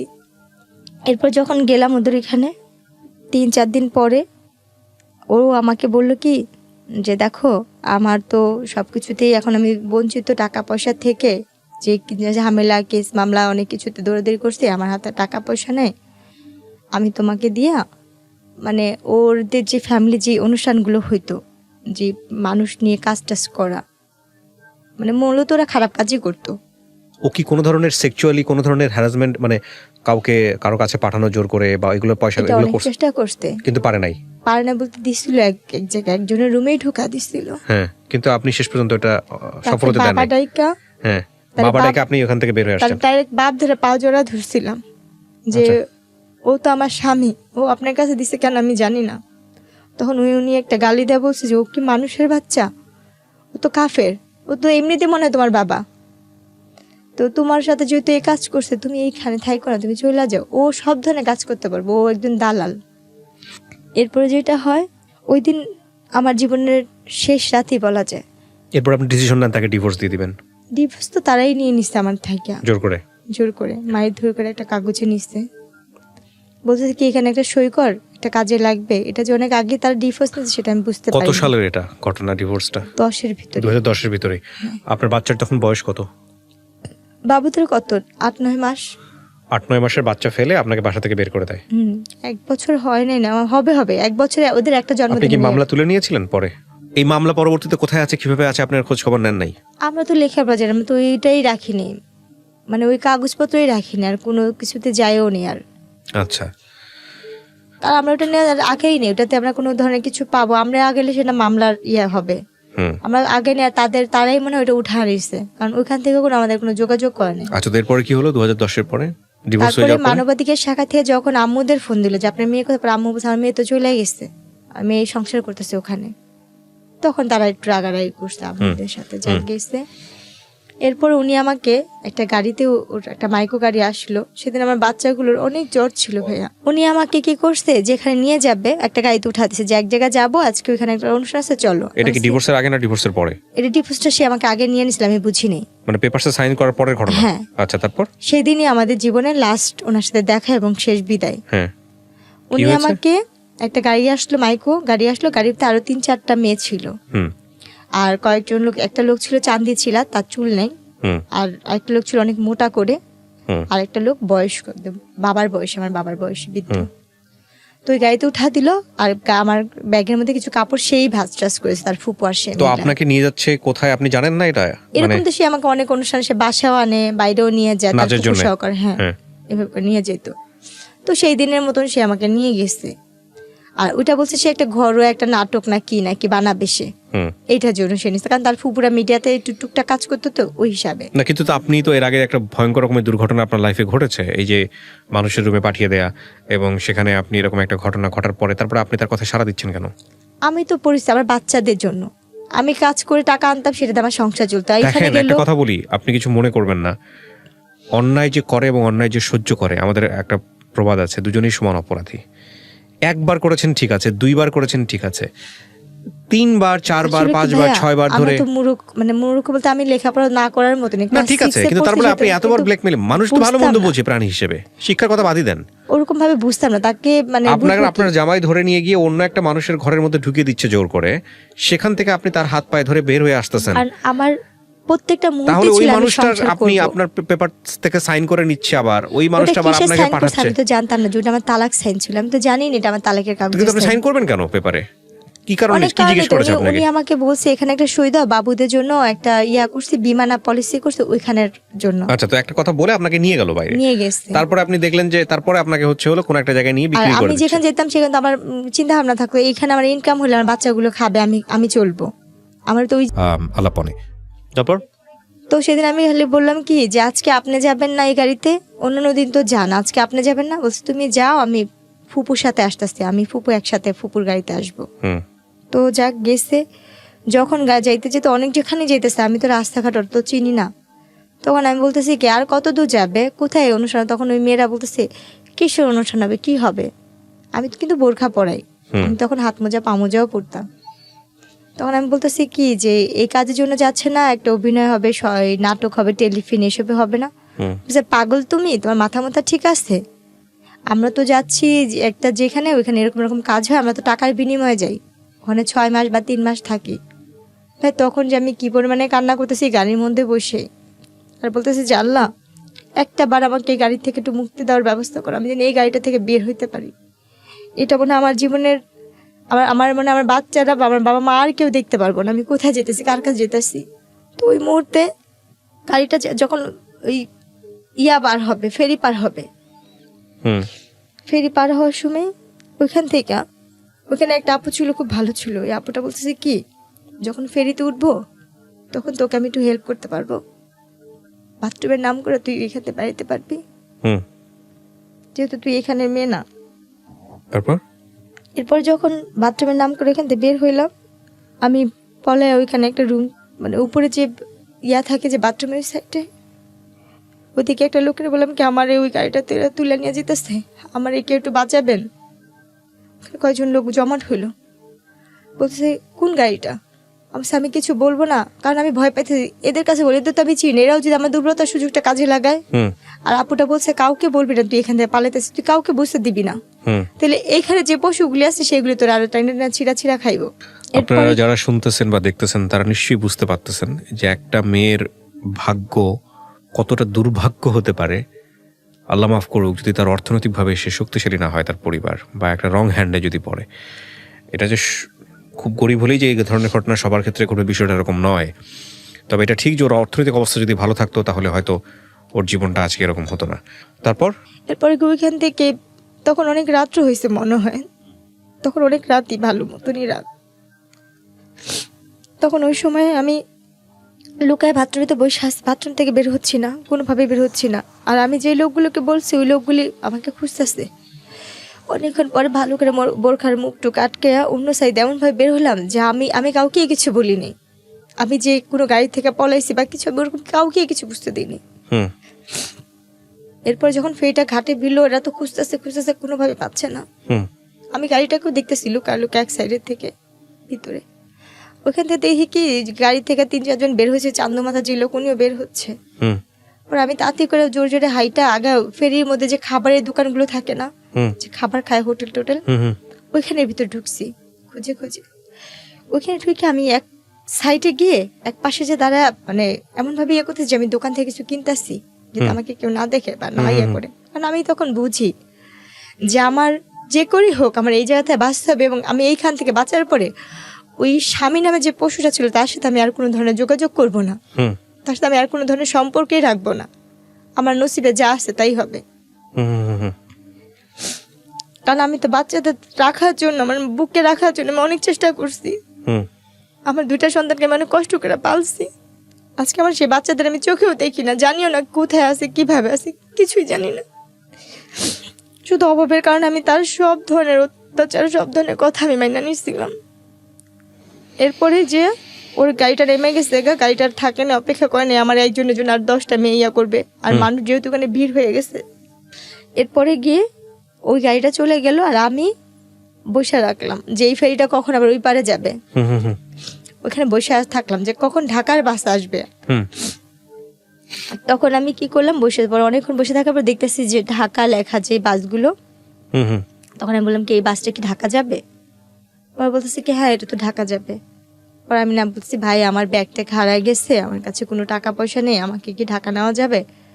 পরে বলতেছে কি দেখতেছো আমার হাতে কোনো ব্যাগ নেই বা কোনো টাকা পয়সার মতো কিছু নাই। পরে আচ্ছা যান উঠেন, যদি যাত্রী বেশি হয় আপনাকে দাঁড়া যেতে হবে। ঠিক আছে আমার কোনো সমস্যা, আমি দাঁড়াই যাব।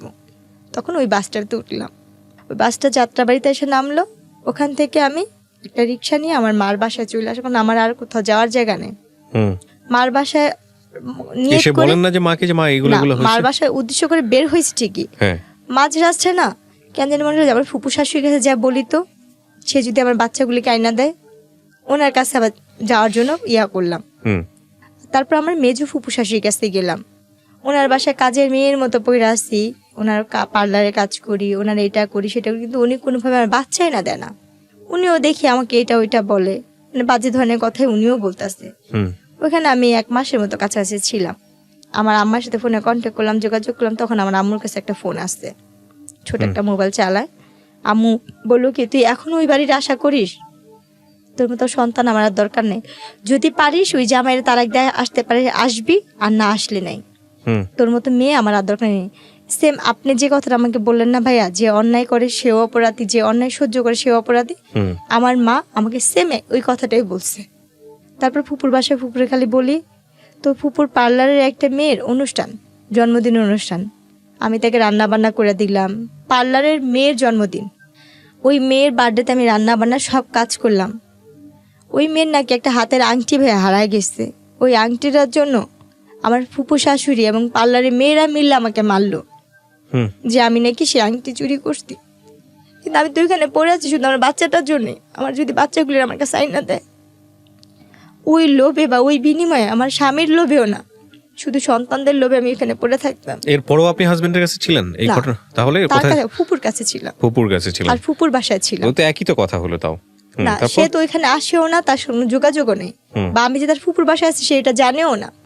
সে তো ওইখানে বাচ্চাদের নিয়েই নাই হয়ে গেছে। যে মেয়ের সাথে তার সম্পর্ক আছে সেই মেয়েকে নিয়ে সে অলরেডি সংসার করতেছে। হুম পরে গিয়ে ওই মায়ের খাওয়ার পরে আর ওইখানে আর থাকিনি, চলে আসলাম। আয়সা বাবা মার কাছে বললাম যে ঠিক আছে আম্মু, আমি ওনারে তালাক দিয়ে দিব।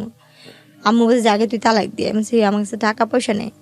তুই কোথেকে দিবি, কিভাবে দিবি? আমি জানি না। আমি কি টাকা নিয়ে গাছ লাগা রাখছি? যোগাযোগই করবি না। তারপরে গিয়ে কাজে অফিসে গিয়ে বললাম যে আমি এরকম ছাড়তে চাই, আমার কাছে কোনো টাকা টুকা নেই, কেমনে কি ছাড়া যায়? ওরা বলছে আপনি 500 টাকাও যদি ম্যানেজ করে আনতে পারেন আমি এখান থেকে কাগজপত্র করে দিব। হুম এরপরে আম্মুর থেকে যে আম্মু 500 টাকা দিল, 500 টাকা নিয়ে ওনারে যা তালাক দিলাম। আমার তালাক যাওয়ার কত আগে সালে আমার, তালাক দিলেন? এটা 2011 সালের 2011 সালে। 11 সালের বিয়ে হয়েছিল কয় সালে? 2007-এ কাবিন হয়েছে। আমাকে 9 সালে বাচ্চা পেটে নেওয়া অবস্থা উঠা নিচ্ছে। ওকে, তারপর? 11তেই আমার তালাক হয়েছে।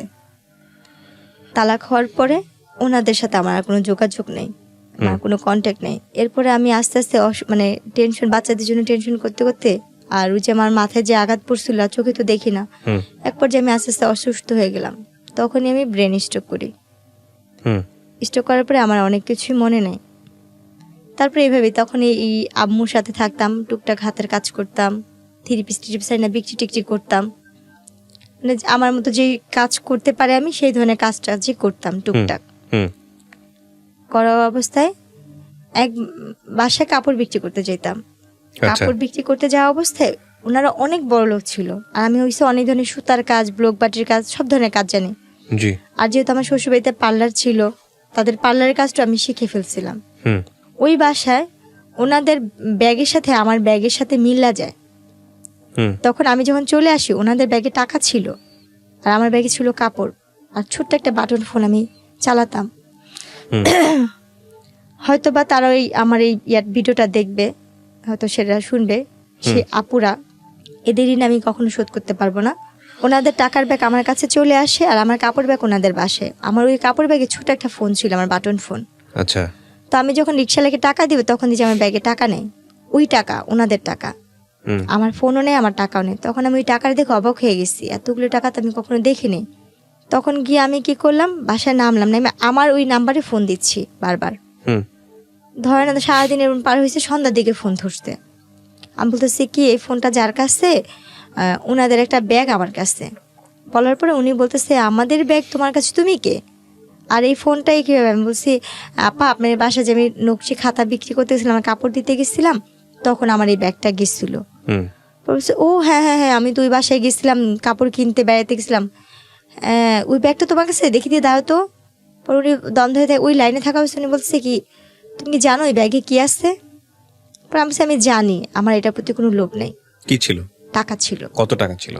ভাইয়া জানি না, কিন্তু এত টাকা কখনো চোখে দেখিনি, Okay. অনেকগুলো টাকাই ছিল। তারপর? তখন উনি বলছে তোমার এই টাকার প্রতি কোনো লোভ নেই? আমি বলছি না আপা, আমার এই টাকার প্রতি কোনো লোভ নেই। তখন উনি বললো কি তুমি আসো গুলশান আসতে পারবা এই ব্যাগটা নিয়ে? আমি বলছি, আমি গুলশান জীবনে যাই না, আমি চিনি না। হুম পরে উনি বললো যে ধানমন্ডিতে আসতে পারবা? আমি বলছি, আমি তাও চিনি না, আমি কখনো যাইনি এসব জায়গায়, আমি কি করে চিনবো? তখন উনি আমাকে বলছে ঠিক আছে আমি কোথায় আসবো? আমি বলছি আমি তালতলা চিনি। তখন আমাদের এলাকার ভূতের আড্ডা একটা আছে রেস্টুরেন্ট, উনি ওখানে আসতে বলছে। আমি ব্যাগটা নিয়ে ওখানে গেছি, যাওয়ার পর উনি আমার দিকে তাকায় রয়েছে আর আমার ব্যাগটা দেখতেছে, আর উনি আমার ব্যাগটা নিয়েই আসতে আইসে উনি মাথায় হাত দেয়, বলতেছে কি যে তোর মতো মেয়ে আমি খুব কম দেখছি রে, কিরে বোন তোর এই টাকার প্রতি কোনো লোভ লাগে নাই? পর আমি কান্না করে বললাম কি যে আপা, আমার জীবনের সবচেয়ে দামি সম্পত্তিতে আমি হারায় ফেলছি, আর এই টাকা দিয়ে আমি আর কি করব? আমার জীবনে যে ছেলে মেয়ে, আমার স্বামী, সংসার, সেটাই তো এই টাকার জন্যই আমার জীবনটা আজকে এখানে। আমার বাবা মার টাকা ছিল না বলে আমি স্বামীর সংসার করতে পারিনি, যৌতুকের টাকা দিতে পারিনি, এটা আমার মূলত আমার অপরাধ ছিল। আমি গরিবের মেয়ে, আমার বাবা মা গরিব। তখন ওনারা খুব মায়া লাগছে আমার কথা শুনে, বলছে তুই এখান থেকে যে টাকা নিবি নিয়ে নিলে। বলছি না আপা, আমার টাকা লাগবে না, যদি পারেন আমার একটা কাজ দিয়েন, আমি কাজ করব, আমার একটা কাজ দরকার, আমি যদি একটু চাকরি করতে পারতাম, আমি তো লেখাপড়া জানি। তখন উনি আমাকে কি কাজ দিল, ওনার বাচ্চাদের স্কুলে নেওয়া আসার একটা কাজ দিল। আচ্ছা, ওনার বাচ্চাদের স্কুলে নিয়ে যেতে মানতাম, কিন্তু ওনারা অনেক বড় লোক ছিল। এরপর একদিন ওনার বাচ্চারা অসুস্থ, একটা বাচ্চা অসুস্থ, ওনার ছেলে অপারেশন করবে। ছেলেটার অপারেশন করার সময় তাদের AB নেগেটিভ রক্তের গ্রুপ দরকার ছিল। ওই সময় ওই রক্তটা আমি দিই। আমি বলি যে আমি এই রক্তটা দিব। বলছে কি তোর কি রক্ত এটা? পরে আমি বললাম যে হ্যাঁ, আমার যখন আমি অসুস্থ ছিলাম তখন আমি শুনছি আমার এই রক্তের গ্রুপটা AB নেগেটিভ আপনার। AB নেগেটিভ রক্তের গ্রুপ, যেখানে ওনার বাচ্চার 3-4 ব্যাগ রক্ত লাগবে, সেখানে আমার 1 ব্যাগ আর 1 ব্যাগ ওনারা কিনে আনছে। এই 2 ব্যাগ দিয়ে ওনার বাচ্চাকে উনি ইয়ে করলো। তখন ওই যে রক্ত দিয়ে, আমি তো কখনো রক্ত দিই নেই, রক্ত দিয়ে তো সাথে সাথে উঠতে হয় না। আমি কি করছি, রক্ত দিয়ে উঠে পড়ছি না, আমার চশমাটা পড়ে গেছে, ভাঙে গেছিল একটা ফ্রেম। তখন আমি অন্ধের মতো হাতা হাতা চশমা খুঁজতেছিলাম। তো ওই জিনিসটা ওই আপুটা ফলো করে বলতেছে কি তুই কি চশমা ছাড়া চোখে দেখিস না? এরপরে গিয়ে আমি বলতেছি কি আপা, আমি তো চশমা ছাড়া চোখে দেখি না, আজকে 3 বছর ধরে আমার চোখের অবস্থা এরকম। পরে উনি না দেখে বলছে তুই কোনো ডাক্তার দেখাইছিস?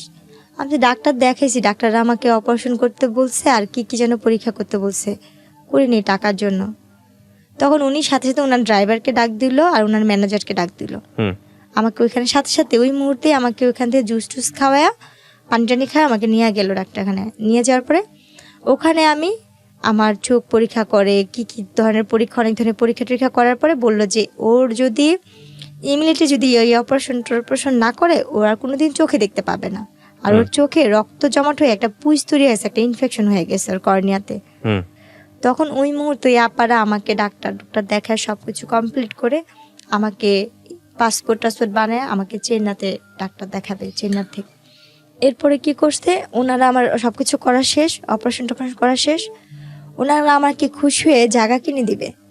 আচ্ছা, ওনারা আমাকে একটু জায়গা কিনে দিবে, যাদের বাড়িতে আপনি আছেন আর কি। হ্যাঁ, ওরা আপনাকে একটা জায়গা কিনে দিবে। হ্যাঁ, ওরা আমাকে একটা জায়গা দান করলো। আমার চোখের অপারেশন করা শেষ দিয়ে ওরা আমার একটা জায়গা কোথায় এটা দান করলো? এটা হচ্ছে ড্যামরা ইস্ট হেডকোয়ার্টার দিকে। আচ্ছা, কতটুকু জায়গা? 2 কাঠা। 2 কাঠা। আচ্ছা, ওনারা আপনাকে আমাকে একদম আপনার নামে লিখে দিয়েছে? সম্পূর্ণ আমার নামে লেখে কাগজপত্র করে দিচ্ছে, দান করছে এটা আমাকে ওনারা। ওকে। আমার হিস্ট্রিশন দান করার পরে তো ওনারা আমাকে আর খুশি আর কিছু টাকা দিচ্ছিল, আর 2 লাখ টাকার মতো ওনারা আমাকে টাকা দিচ্ছিল, এটা দিয়ে তুই কিছু করিস, পড়াশোনা কর বা কিছু কর। ওনারা দেশের বাইরে সবাই চলে গেছে, আমার সাথে আর কোনো সম্পর্ক নেই, তারা চলে যাবে। ওনারা দেশের বাইরে চলে গেছে, ওনারা যাওয়ার আগে থাকে আপনাকে? দেশে, হ্যাঁ, এটা আচ্ছা। খুশি হয়ে দিয়ে গেছে।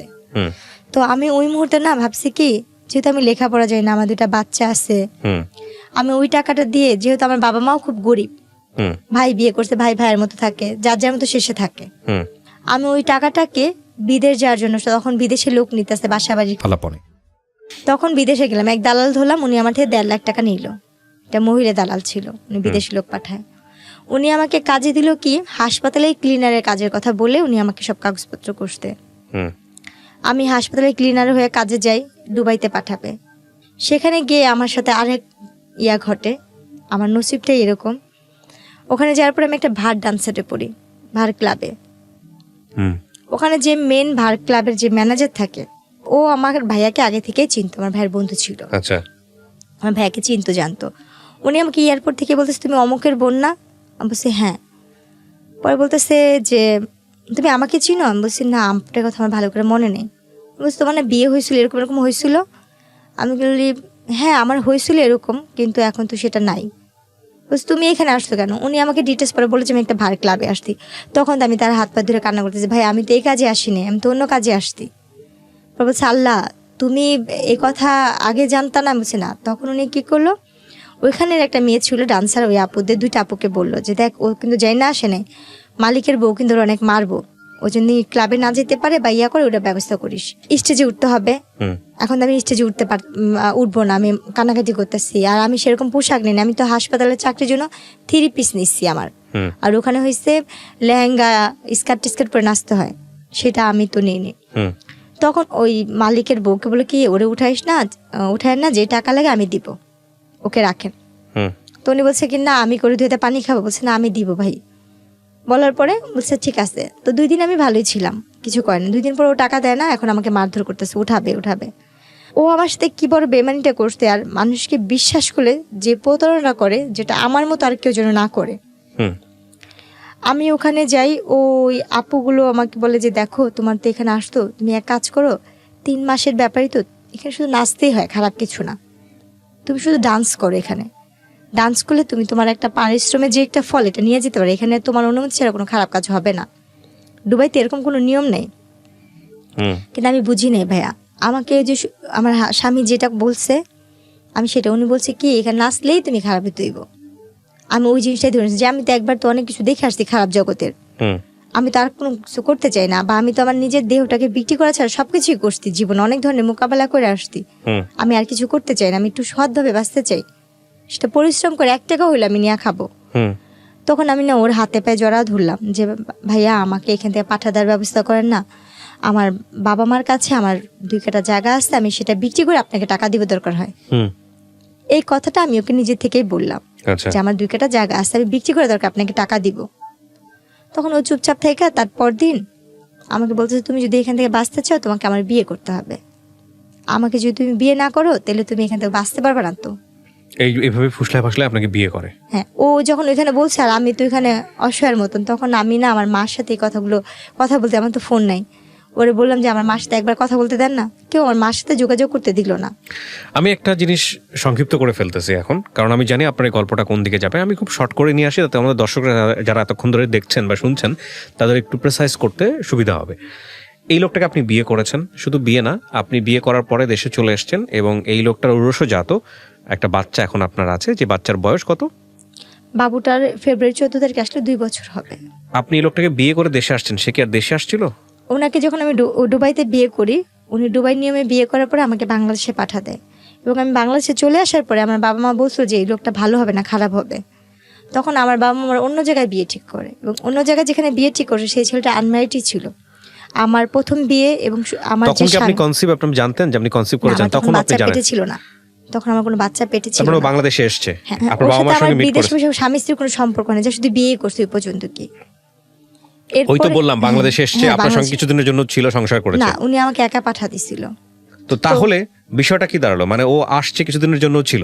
হ্যাঁ, উনি কিছুদিন আসতে এসে আমাকে এখানে ধর্মের কাগজে কলমে বিয়ে করলো। ওর ফ্যামিলির সাথে কি আপনার যোগাযোগ হয়েছে? হ্যাঁ, ওর বাবা ফ্যামিলির সাথে যোগাযোগ আছে? ওর বাবা মা সবাই আমাকে নিয়েছিল, এবং ওর বাবা মার আগের বিয়ের কথাটা জানে না, পরবর্তীতে জেনেছে।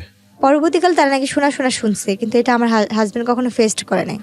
এটা সম্পূর্ণ সে গোপন রাখছে। এখন বাচ্চা আছে, আপনার হাজবেন্ডের সাথে আপনার যোগাযোগ আছে? উনি আমার বাচ্চাকে 3 মাসে পেটে রেখে বাইরে চলে গেছে, আমার দেখেও নাই কখনো? না, আজ পর্যন্ত দেখেন না? আমার গয়নাগাটি লাস্ট পর্যন্ত যে যোগাযোগ হয়েছে আপনার সঙ্গে, তখন কি বলে আপনার হাজবেন্ড? লাস্ট কবে যোগাযোগ হয়েছে? আমার বাবু যখন 3 মাসে পেটে রেখে গেছে, বাবুটা যেদিন ডেলিভারি হবে তার একদিন আগে আমার ম্যারেজ ডে, 13 তারিখে আমার ম্যারেজ ডে দিন উনি সাইদাই ফোন দিচ্ছিল। কথা হয়েছে যেদিন আমার ছেলেটা হয়েছে ঠিক সেই দিনই। তার মানে আপনাদের ডিভোর্স হয়নি এখন পর্যন্ত? তাহলে এই ভদ্রলোক সম্পর্কে আমি ইনডিটেল কোনো কিছু আনতে চাচ্ছি না, যেহেতু আপনি এখনো তার ওয়াইফ। তো এই গল্পটা আপনি এখন বললেন, আপনার কি ভরণ পোষণ সে দেয়?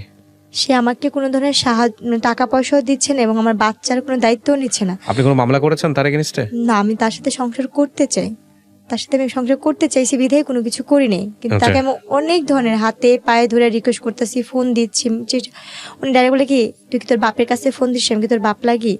উনি আপনাকে চায় না, বলে দিয়েছে চায় না, ডিভোর্সও দিবে না? ডিভোর্সও দিবে না। আচ্ছা, তাইলে আপনি এখন কি অবস্থায় আছেন, কি করেন আপনি? আমার এই ছেলেটাকে আমি 3 মাসে পেটে নিয়ে মানুষের বাসা, আমার বাবা মা আমাকে মাইনা নেন, আমি তো একা বিয়ে করছি, এই জন্য মেনে নেয় না। তো আপনি এখন মানুষের বাসায় কাজ করেন, 3 মাসে পেটে নিয়ে আপনার বাচ্চাটাকে নিয়ে মানুষের বাসায় থাকেন? হ্যাঁ। আচ্ছা, আমি যে কাজ করি কি আমাকে কাজেও রাখতে চায় না, আমার চেহারা, আমি মুখ ঢেকে কাজ করি। এক্স্যাক্টলি, আপনি মুখ ঢেকে কাজ করেন, এবং আপনাকে আমি বলেছিলাম যখন আমি ভিডিওটা করি শুরুতে, যে 1 বছর ধরে আমি আপনাকে ঘুরিয়েছি এই গল্পটা প্রচার করার আগে। প্রত্যেকটা ওয়াক্তের নামাজে আমি শুধু একটা কথাই বলি যে আল্লাহ যেন আমার আর আমার ছেলে হ্যাঁ, আমি আল্লাহ 6 তো দিন, 7 সবকিছু দিনও দিতে না পারে, তো খেয়ে আল্লাহর কাছে ছিলাম। আপনি ভালো জিনিস চাবেন, আপনি কেন খারাপ জিনিস চান? ভাই ভালো জিনিস তো অনেক চাইছি। ধৈর্য ধারণ করেন, আসে পুরো না। লাইফটাই একটা এক্সাম, ধৈর্য ধারণ করেন। শোনেন, আপনি আজকে এই গল্পটা বললেন, আমি জানি আপনি মানুষের কাছে সাহায্য প্রার্থী এই অর্থে যে আপনার একটা ব্যবস্থা হোক, কাজের ব্যবস্থা হোক, আপনার ছেলেটার একটা ভবিষ্যৎ নিশ্চিত হোক, এই অর্থে আপনার সঙ্গে যোগাযোগ করার রাস্তা আমি ওপেন করে দিব, যে কেউ চাইলে আপনার সঙ্গে যোগাযোগ করতে পারবে। কিন্তু আপনি যে কারণে মানুষের বাসায় যান না কাজ করতে বা কাজে নেয় না, ঠিক একই সমস্যা কিন্তু এখানেও তৈরি হবে। আপনি কি বুঝতে পারছেন আমার হ্যাঁ, কথাটা? আপনি আমাকে এটা বলছিলেন বলছি না, 1 যেখানে বছর ধরে আমি আপনাকে বলছি। 1.5 বছরের প্রায় হ্যাঁ, আমি বলছি আমার কিন্তু। বাবুকে 3 মাসের থেকে শুরু করে আমি আপনাদের এখানে অনেক ফোন দিছি, অনেক যোগাযোগ করছি, কোনোভাবে না। তারপর বাবুকে 5 মাসে 6 মাসে নিয়ে আমি এখানে ডাইরেক্ট আসছিলাম এই অফিসে। রাইট, আমি সেটাই বলতেছি যে সেই সমস্যাটা এখানেও তৈরি হবে। তারপরেও কি আপনি আপনার ফোন নাম্বার দিতে চাচ্ছেন যোগাযোগ করার জন্য? আমি কেন দিতে চাচ্ছি ভাই, আমি আমার দেওয়ালে পিঠ থেকে গেছে, আমার কোনোভাবে উপায় নেই। আমার বাচ্চাটাকে নিয়ে আপনারা কিন্তু জানেন আমি ফাঁসি দিতে গেছিলাম আমার ছেলেটাকে নিয়ে অভাবের কারণে। আমার ছেলেটা দুধ খেতে পারে না, আমার ছেলেটা দুধের জন্য কান্না করে, আমি ওর দুধ কিনা খাওয়াইতে পারি না, আমি ওর ভাতের মার খাওয়াই। প্রিয় দর্শক এবং শ্রোতা, আমি সবকিছুই আপনাদের কাছে ওপেন করেছি। আমার 2টা সন্তান আমি হারাইছি, আমি এই বাচ্চাটাকে নিয়ে এই বাঁচতে চাই। গল্পটা অনেক কিছু শেখার আছে এই গল্প থেকে, যে একজন নারীর যদি শক্ত ভিত্তি তার পায়ের নিচে না থাকে, আমি এই ধরনের গল্প আপনাদের সামনে বহুবার উপস্থাপন করেছি, বহুবার, যে শক্ত ভিত্তি যদি তার পায়ের নিচে না থাকে, অর্থনৈতিক ভিত্তি যদি শক্তি না হয়, ডিসিশন নেবার ক্ষমতা যদি তার না থাকে, তাহলে একটা নারীর জীবন কতটা বিষে ভরা হতে পারে, সামাজিকভাবে সে কতটা পশ্চাৎপদ অবস্থার মধ্যে থাকতে পারে, সেটা হচ্ছে বাস্তব উদাহরণ। আরেকটি মানবিকতার জায়গা আছে আজকের এই জীবন গল্পে। আপনারা এই মানুষটির সবচেয়ে বড় যে সমস্যাটি হয়েছে, সে যেখানে কাজ করতে যাবে চেহারায় তার জন্যে কাল হয়ে দাঁড়িয়েছে। আমরা আমাদের এই অনুষ্ঠানে অনেক মানবিকতার উদাহরণ দেখেছি। আমি চাই আমাদের এই বোনটির একটা ব্যবস্থা হোক, যিনি করতে পারবেন তার জন্য আমার অফুরন্ত দোয়া থাকবে। আমি নাম্বারটি ওপেন করে দিচ্ছি, বাট আপনাদের কাছে বিনীত রিকোয়েস্ট হচ্ছে মানুষের পরিচয় দিয়েন, অ্যাটলিস্ট অমানুষের পরিচয় দিয়েন না, সাহায্য যদি করতে না পারেন। আমি এখানে পুরো গল্পেই, প্রিয় দর্শক এবং শ্রোতা, অনেক বিষয়গুলো বিস্তারিত আনার প্রয়োজনও মনে করিনি, কারণ আমি জানি ওর জীবনের যে উপাখ্যান সেটা ঘন্টার পর ঘন্টা চলতে পারে।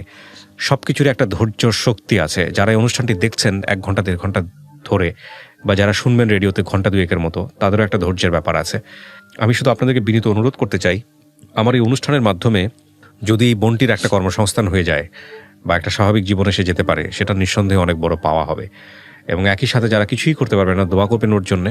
এবং যদি শেখার কোনো কিছু থাকে তাহলে অবশ্যই বলবো যে পায়ের নিচে মাটি শক্ত না করে কোনোভাবেই এমন কোনো সম্পর্কে জড়ানো উচিত না, বা কাউকে ইন্সপায়ারও করা উচিত না যে যাতে করে তার জীবনটা দুর্বিষহ হতে পারে।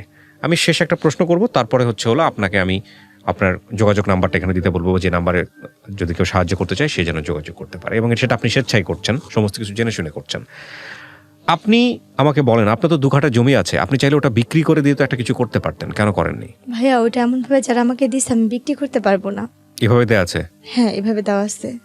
নাহলে তো আমি ওইটা বিক্রি করলে আপনার 3 লাখ করে 12 লাখ করে কাঠা হইলে আমি 2 কাঠা বিক্রি করলে হয়তো নিচের পক্ষে 4 লাখ বা 5 লাখ টাকাও হয়তো বা পাবো, কিন্তু এটা এমন ভাবে তারা দিচ্ছে আমি বিক্রি করতে পারবো না। আচ্ছা, আমি নাম্বারটি দেওয়ার আগে আপনাকে আবারও সতর্ক করছি, এই নাম্বারটি দেওয়ার ফলে কোনো লিসনারের সঙ্গে, কোনো ভিউয়ার্সের সঙ্গে যে কোনো ধরনের ব্যক্তিগত সম্পর্কে জড়ানো, যে কোনো ধরনের নেগেটিভ কোনো কিছু তৈরি হওয়া, বা কোনো ধরনের কোনো কিছু যেটা আপনার জীবনের জন্য দুর্বিষহ হতে পারে, সেটার দায় দায়িত্ব সম্পূর্ণই আপনার। এ বিষয়ে ঢাকা FM বা আমি RJ কিবরিয়া কোনো ধরনের দায় নিব না।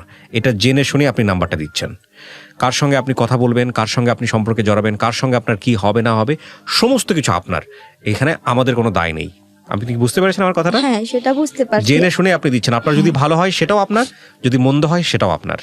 ঠিক আমি আছে? এখানে সবার কাছে শুধু একটা কথাই বলবো, আমার জীবনে প্রথম যেটা হয়েছে আমার বাবা আমার ভুলের কারণে, অভাবের কারণে আমার বাবা আমাকে বিয়ে দিচ্ছে। রাইট। এটা হয়েছে আমার তরফ থেকে কথা। আমার মতো জেসমিন যারা সবার ঘরে জন্ম হয়েছে, যারা গরিব ফ্যামিলি, বিশেষ করে এদের বাবা মা যদি রিক্সাও চালায় ভাত খাওয়া সন্তানকে যেন অল্প বয়সে বিয়ে না দেয়, এটা থাকবে। আর এখানে আমি কি পাবো আমি সেটা জানি না। মানে চেয়ারের কারণে একটা বড় লোকের ঘরে দিয়ে দেয়, এটাও যেন না করে। কিন্তু- বলেন, আপনি আপনার সঙ্গে যোগাযোগ করার নাম্বারটি বলেন প্লিজ। এটা কি আপনার নামে রেজিস্ট্রেশন করা আছে ফোন নাম্বারগুলো? আমরা কিন্তু চেক করিনি। হ্যাঁ, বলেন। আমার নামে বলেন। 01945887880। আচ্ছা, আরেকটা? আরেকটা হয়েছে 01300738385। আচ্ছা, আপনি যে দুটো নাম্বার দিলেন এই দুটো নাম্বারে কি বিকাশ করা আছে বা নগদ করা আছে? আচ্ছা, প্রিয় দর্শক এবং শ্রোতা, আমি বারবারই আপনাদেরকে বলি, এই দুটো নাম্বার আসলে ওর যতটা আর্থিক সাহায্য দরকার তার চেয়ে বেশি দরকার ওর একটা কর্মসংস্থানের, তার চেয়ে বেশি দরকার ওর সন্তানের সিকিউরিটি। আমি ইন্সপায়ার করব যে ওর অন্তত এই জায়গাটা আপনারা এনশিওর করেন। আপনারা খেয়াল রাখবেন যে এই গল্পটা আসলে মানুষ বলে যে কাঙ্ক্ষিতভাবে চেহারা চায়। আমি বহুবার ওকে 1 বছর 1.5 বছর এখানে নিয়ে আসছি, ও আমাকে ঘুরে ফিরে একটা কথাই বলছে, ভাইয়া মানুষের সৌন্দর্য নাকি মানুষের জন্য পজিটিভ, আমার জন্য সৌন্দর্যটাই অনেক বেশি নেগেটিভ হয়ে গেছে। তো সেই জায়গাটা থেকে চলেন, ওর জন্য আমরা যদি পারি ওর একটা কাজের ব্যবস্থা করি, ওর একটা কর্মসংস্থানের ব্যবস্থা করি, এবং যে যেভাবে পারেন ওর পাশে দাঁড়ান। আমরা চাই ওর সন্তানের একটা ভবিষ্যৎ হোক। আমি আমার জায়গা থেকে আপনার গল্পটা 1.5 বছর ধরে আপনাকে ঘুরিয়ে প্রত্যেকবারই আপনাকে আমি ইন্সপায়ার করেছি গল্পটা না বলার জন্য। আমি কি ঠিক বলেছি? হ্যাঁ, আপনি আমাকে অনেকবার না ফিরাই করছেন। দিছি। আর আমি বারবারই আপনার কাছে এই কারণে আসছি, আমার চলার মতো কোনো পথ নেই। আর আমি কোথা থেকে আমি আর কোথায় আমি কাজ আপনার গল্পটা এই জন্যই প্রচার করলাম যাতে করে এই গল্পের শিক্ষণীয় বিষয়গুলো নিতে পারে। কারণ আমি জানি গ্রামের মানুষ থেকে শুরু করে সবাই আমার এই অনুষ্ঠানগুলো দেখে, সব শ্রেণীর মানুষগুলো দেখে। আপনি যে কথাগুলো লাস্টে বলছেন না, যে সামর্থ্য যতটুকু অতটুকুই যাওয়া উচিত, এটাই হচ্ছে এই গল্পের সবচেয়ে গরিবের বড়। দেওয়া ভালো, কিন্তু গরিবের কাছেই যেন যায় এই যাওয়া সম্পর্কের ভালো, জায়গা কিন্তু থেকে। কোনো বড় লোকের কাছে। আর একটা মেয়ে যদি কম শিক্ষিত হয়, তাকে কম শিক্ষিত ছেলের কাছেই বিয়ে দেওয়া ভালো। কোনো শিক্ষিত ছেলের কাছে দিবে, সে খুঁটা দিবে।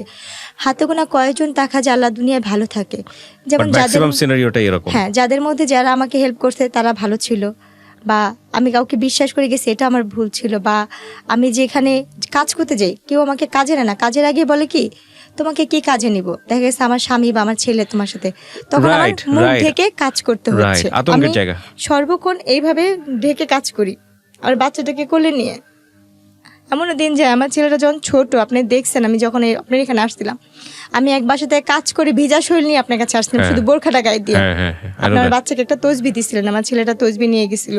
আচ্ছা, আমার বাচ্চাটাকে রেখে আমি যখন কাপড় ধুই, আমার ছেলেটা আমার সাথে যে বাথরুমে বসে কাপড়